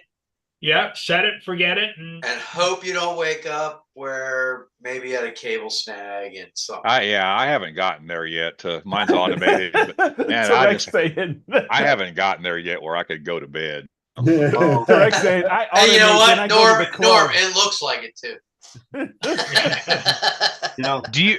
I sit there, the one thing I got to figure out is, and I haven't figured out, I haven't done the research and I don't even know if it's capable. I don't know. I'm not a computer programmer. I'm not a script writer. I'm not a GitHub guy. I don't know any of that stuff. Don't have the time to do it. Even if I had the time, I don't even want to do it. I'll pay somebody to do it. But I want to find out some sort of way for Nina to run on its own and start the sequence. You know what I mean? So I don't have to go up and press play every day. You need to go back to what is that? What's on Sunday nights? Astro Imaging Channel. Yeah. 2 or 3 or 4 weeks ago, they had this girl on there that was writing. Yeah, that girl. Yeah, she was writing all these sequences and stuff where she don't do anything. It just does it all by itself. Yeah. But it's got to be up and running, doesn't it? Yeah, she leaves it running. Yeah, but you can, like, say for instance, I don't do it because my computers run 24/7 at the observatory. But you can actually program, like I use Voyager. Okay. You can Voyager will actually turn your computer on. Yeah. Okay. And wait till it's all, and it sets all those times up and then just keep going. And then at the end of the night, when it's astronomical light, whatever it's called. Yep. It'll take its last image and then it'll start shutting everything down, close the flap, warm the camera down. And then the very last thing it does is shuts the computer off. Well, Nina will do that, and I got that. But the whole thing that I wanted to do is because I shut my computer down because of the heat down there. I'm sorry, I just shut it. Once it takes the last picture, it parks the scope, turns off Nina, shuts down the Eagle. You have a fanless computer? What's that? You have a fanless computer? No, it's an Eagle. The Eagle has a fan. There's no fan in it. No, there's a fan in it, but it gets to 100 degrees, to over 100 degrees. What do you think it gets in Mountain Home? What? Where I'm at, it gets hot as hell. Still. I'm still not being a computer guy. I'm sorry. I'm going to shut it off at 117-degree weather. I'm just going to do it. I don't. And it's an Eagle. It's a $3,000 computer. I'm not going to sit there until it burns out. I'd rather turn it off. I turn it off. I turn off my Casa power strip. It shuts everything down and it turns everything back on at like 6 or 5 o'clock, 6 o'clock at night, right? So it turns everything on. It turns the Eagle on. The Eagle goes on, but Nina won't start. I got to go in there. I got to press play, and I got to run Nina. Once I hit play, I could go to bed. I don't even look at it. Right. But I got to sit there and I got to hit that play button. It's just, I'm just too lazy. I don't want to hit that play button no more. Oh, Hey, Joe, what are you running for computers? What? What's Joe running for computers? HPs. Yeah. Regular desktops? Yeah. Desktops, yeah. Look right there behind him on his right shoulder there. When he pops back up, you'll see him. Yeah. Is that an air conditioned controlled room that you're running? Absolutely not. No, it's sitting right there by the mount. See it? Absolutely not. Each one's by the mount? Yeah. Yeah, Oh, there's one okay. computer by each mount. I see like a room in the back end. That's Yeah, the back Bob's. also has computers in it, but That's Bob's room where he that's controls his Bob's. telescopes. That's Bob's. Okay. So my computers are all at the mount, and it just makes things easier for me when I'm uh, transferring files and all that kind of stuff. And it just works for me, because what I do is I end up then in the morning when I'm having my cup of coffee, whatever images that I take, I transfer them over to this computer here, which this here is a an i9, and I mean it's a hell of a computer. Um, I love it, but and like I said, and those computers they're all three of them, all four of them are i7s, okay, and I think they were like $800 each, okay, and now on each computer I have two external 2 terabyte drives, so everything goes on there, and that's it. And then you just transfer. Yeah, I can't And trust. now, when you transfer, it, you everything wipes out. You just do a straight transfer. I usually wipe everything out like after like 2 months or something like that. Okay. I'll go in there and I'll see what I have and what I don't have on this computer, and then I clean it up. Now, Joe, or Francisco, you say you don't trust external drives, or I can't, no, especially not exposed to the elements. I use these little like Intel. This one, I think this one's an Intel. The one attached right now to my main rig is a Ryzen, just like a little mini computer. Yeah. But I always get the ones that have 2.5 gig NICs, and then I run an Ethernet cable to the rest to my network, and then I have a server. I call it a server. It's just a computer with a really good processor and a really good graphics card that's got 100 terabytes. And so every single machine in Nina, I tell it, you write every single image to that server. So those computers only have maybe 256 gig little SSDs in them. But then I run everything there, and then from there I have, it's RAID 0 and RAID 5. So like it's very redundant. I can lose 2 hard drives in that array and I don't have to worry about it. But I don't, because the other thing is, like, when one of these craps out, because they're not the best. This is the name of this is all consonants, no vowels. I don't even know how to pronounce it.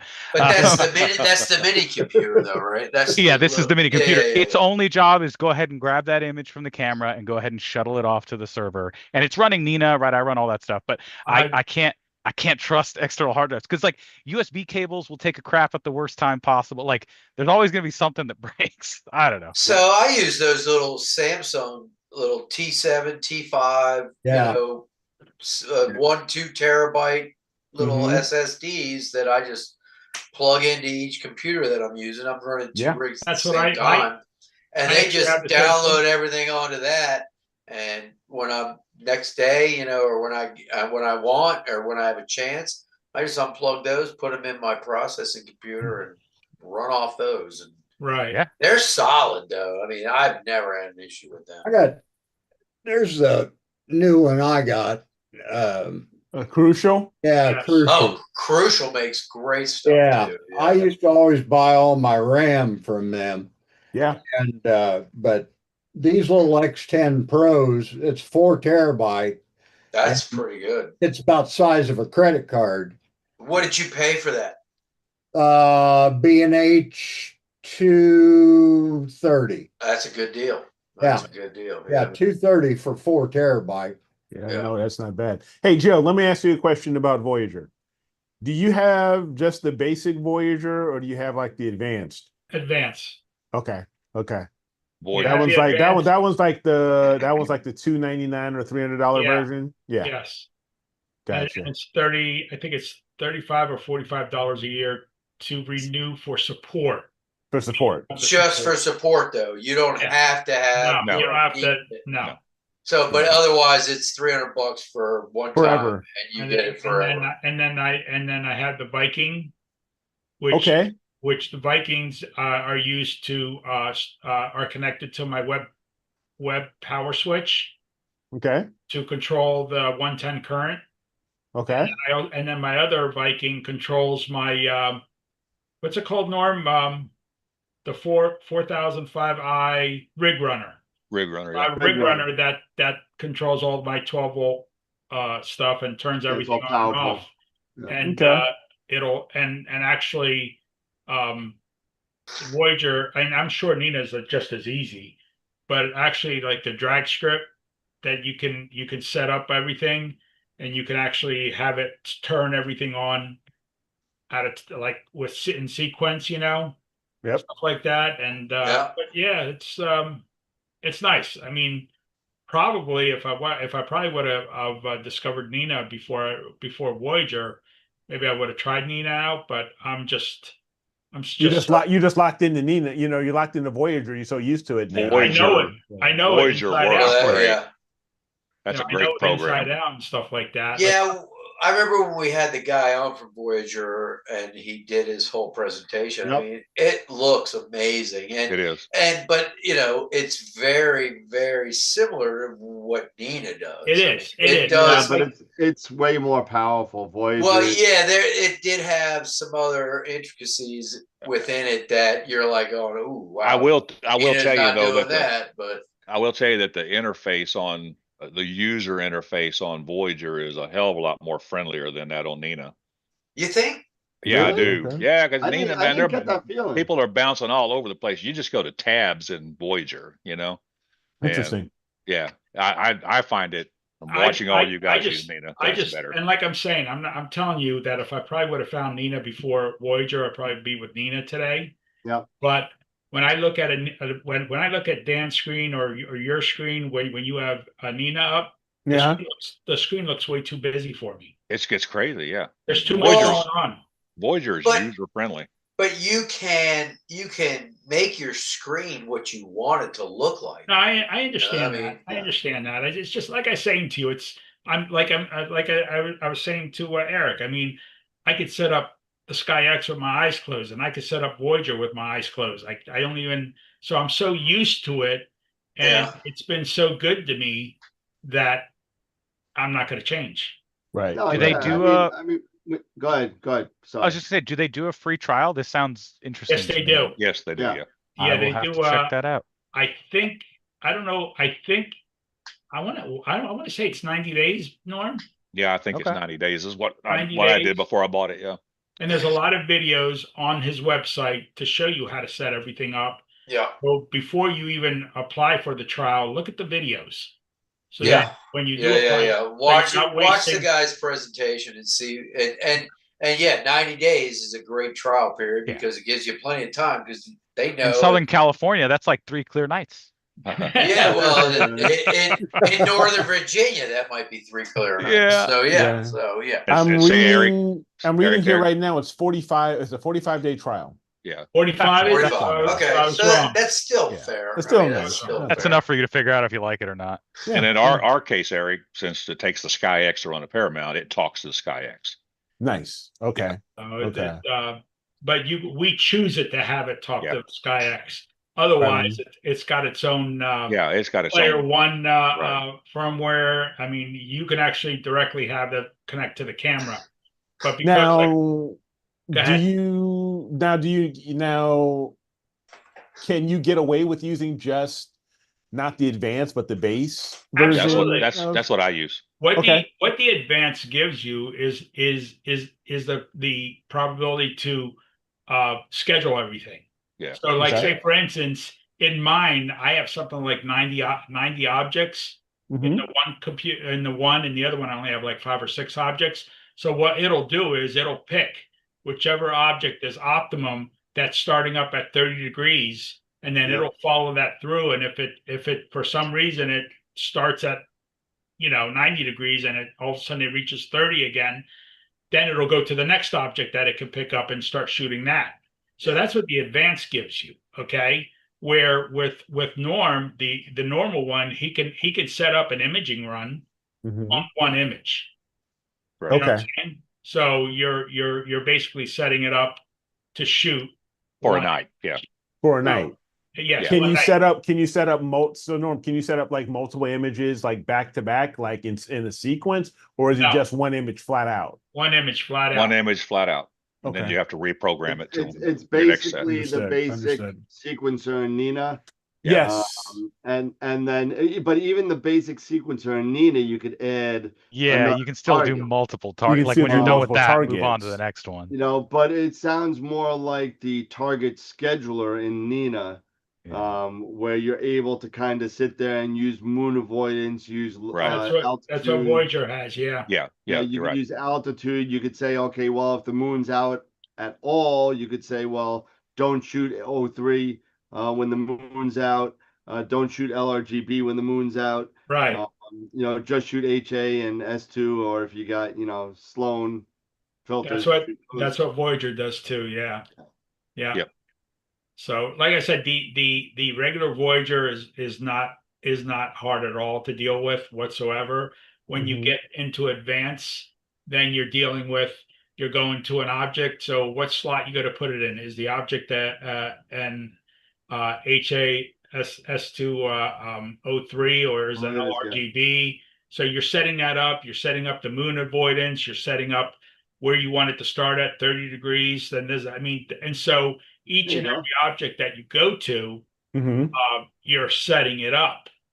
And there are some objects that would be set up like you could use the same setup, just flip it over to another object and create another object type of thing. I mean, it's nice that way. The advance is nice that way. The only thing that I get a little pissed at sometimes is that I don't do my calculations right, and I won't have enough data, and I have to wait till the following year to pick up the rest of the data. Gotcha. Okay. Well, that's that happens. Okay. But that's user error. Put it that way. Right.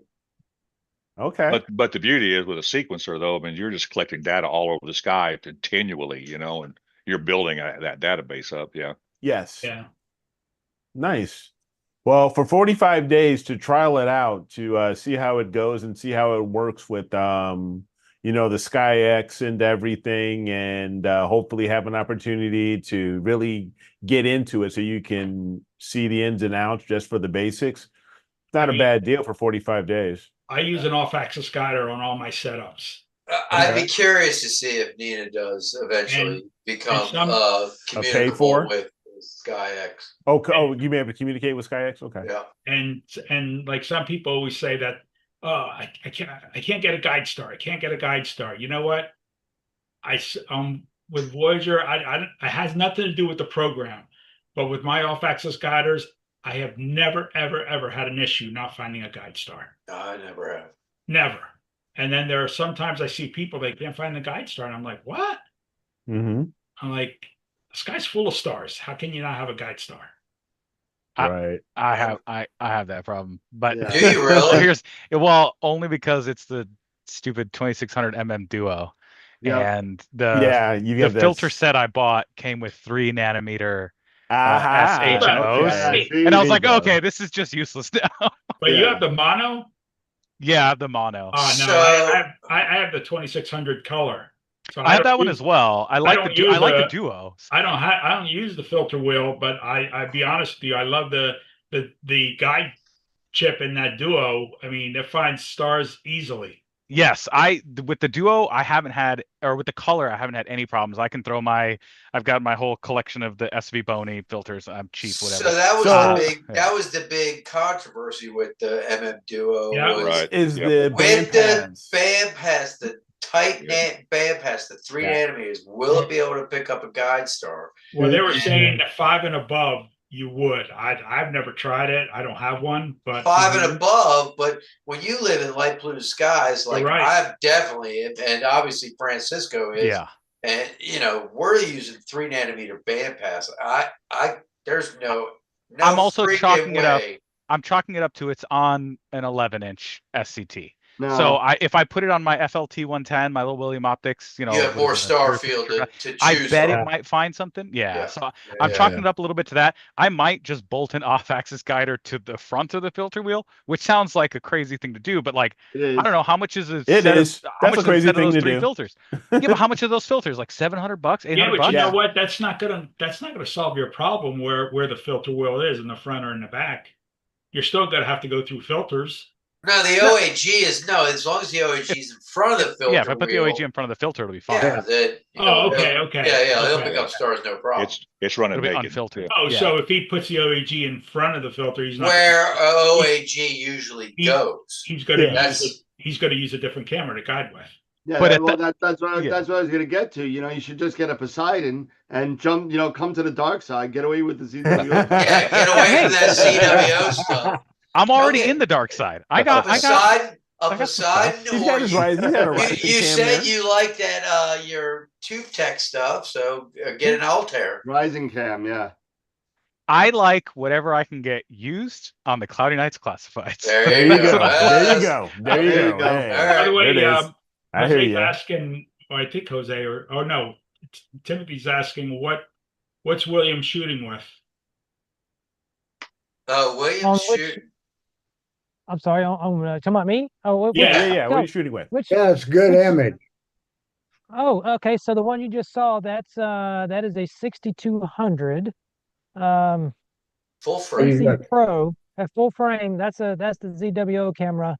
But there's no filter in it, and I was doing that was a 2-minute Andromeda image, and I'm doing a 5-minute test now. That's on the H2 scope. Okay. Fredo has such good taste. Yeah, it's on the new OCal, right? Okay. Yes, that is the new OCal. Yeah. I'm sorry. I'm staying off of. I'm on mute because I'm cursing a lot because mosquitoes are tearing. Oh no! He's getting eaten alive. Yeah. I'm gonna have to go get my pterodactyl rigs going here. Yeah. Well, guys, I know we're about... just before we go. I know you guys were talking about external, and I love that thing. Oh, is that the one, the M2 external? Oh yeah, those are great too. Yeah, I'm like Daniel. I only build my own externals, and I still, even then, I'm like, I don't know if I can trust it. It gets too wet here at night. Yeah, but you know what? Like in Starfront, right? All I did was put, because I got a Synology NAS here in New York. Yeah. And I literally sit there and I just put a Synology folder on my drive, and it goes right to my NAS. That's a great solution. Yeah. It goes right to my NAS, no problem. And then I got double redundancy on the drives, so I'm and that's what it is. So God forbid one of them craps out, I'll just swap it in, and be done with it. There you go. Yeah, that's cool. Hey, real quick, Joe, do you know, or Norm, is the trial the full blown trial, or is it the basic for Voyager? You guys have an idea? It's the basic. It's the basic one versus trial, just to give it a shot. Okay. Yeah. All right. Cool. Well, hey, Francisco, so happy to have you on, man. Yeah, thanks for joining us, man. For joining us. For sure. Hey, don't be a stranger. Don't be a stranger, man. How often does this sort of thing happen with the Zoom call? Every other week. Every second and fourth. Every second and fourth Friday. Count me in. I'm sold. Right on. Awesome. Well, I look forward to seeing and chatting on Discord too. So yeah, for sure. Yeah. For sure. Well, all I got to say is Ross needs to speak up. I mean, he ain't said a word. Nobody's paying attention to me. He never gets no respect. And Matt needs to turn his equipment on and start using it. I'm a collector, Dave. I told you. He's got a fine collection, though. That's all right, guys. Collecting dust. I know we're over time, but hey, thank you guys for hanging out with us. Thank you in the chat, for throwing questions and hanging out with us. We're going to do this again in 2 more weeks from tonight. We'll do it again at 8:00 Eastern. Good discussion tonight. So yeah, we have some great discussions. Bring your questions, bring your thoughts, throw some ideas out there. You want to chat about whatever is on your mind related to astrophotography, astronomy. Come on, hang out go to their Discord channel, join up, and you get the link, and then you can hop on. So that's it. And awesome. just one last thing. Yeah. Don't forget, next week on Wednesday we have Charlie Bracken coming on awesome. For his next. He's got a new book coming out, and he may or may not be making an AstroWorld exclusive announcement at that show. Unsure if I could. I don't know if I could drag it out. Teaser. Oh, And then the following Wednesday, which I think is like the 23rd, 24th, something like that. We have 24th. Simon Tang, the Oh, laziest, Nice. The lazy stupid astronomer coming back. Crazy Tang. and he's going to be showing us his quadruple solar telescope rig, I think he's calling it. Oh my god. Man, he's Out of his awesome. mind. He's out of his mind. He is a madman. If you haven't Can't seen wait. him, check him out. It's the stupid astronomer. You've seen him from Woodland Hills. He's a really great guy. He is, yeah.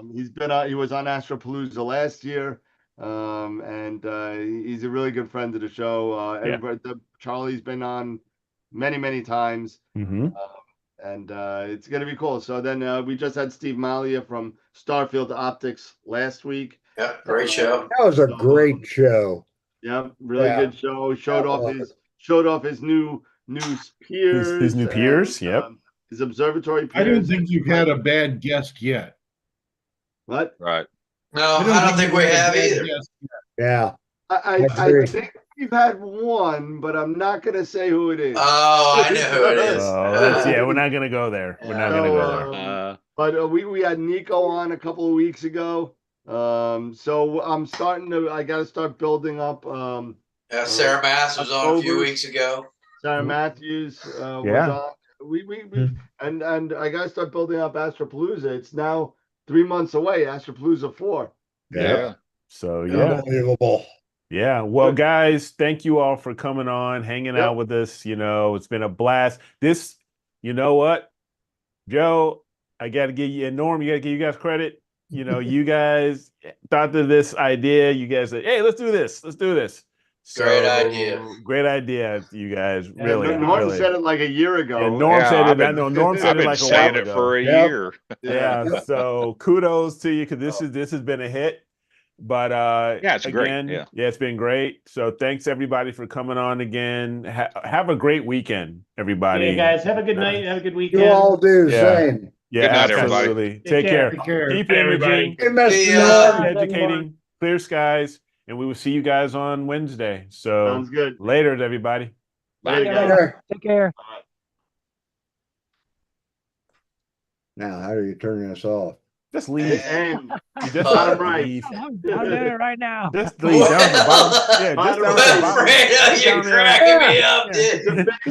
It's a big red X, man. Just down there at the bottom right-hand corner, the X, or just click X. Yeah. Happy hunting, Wilfredo. Happy hunting. Oh, yeah, it says leave. There you go. Oh, duh. There you go. Later. Like a tree and blow away. Later, guys. I leave you. See ya. Take care. See ya. See ya. Later, Wilfredo.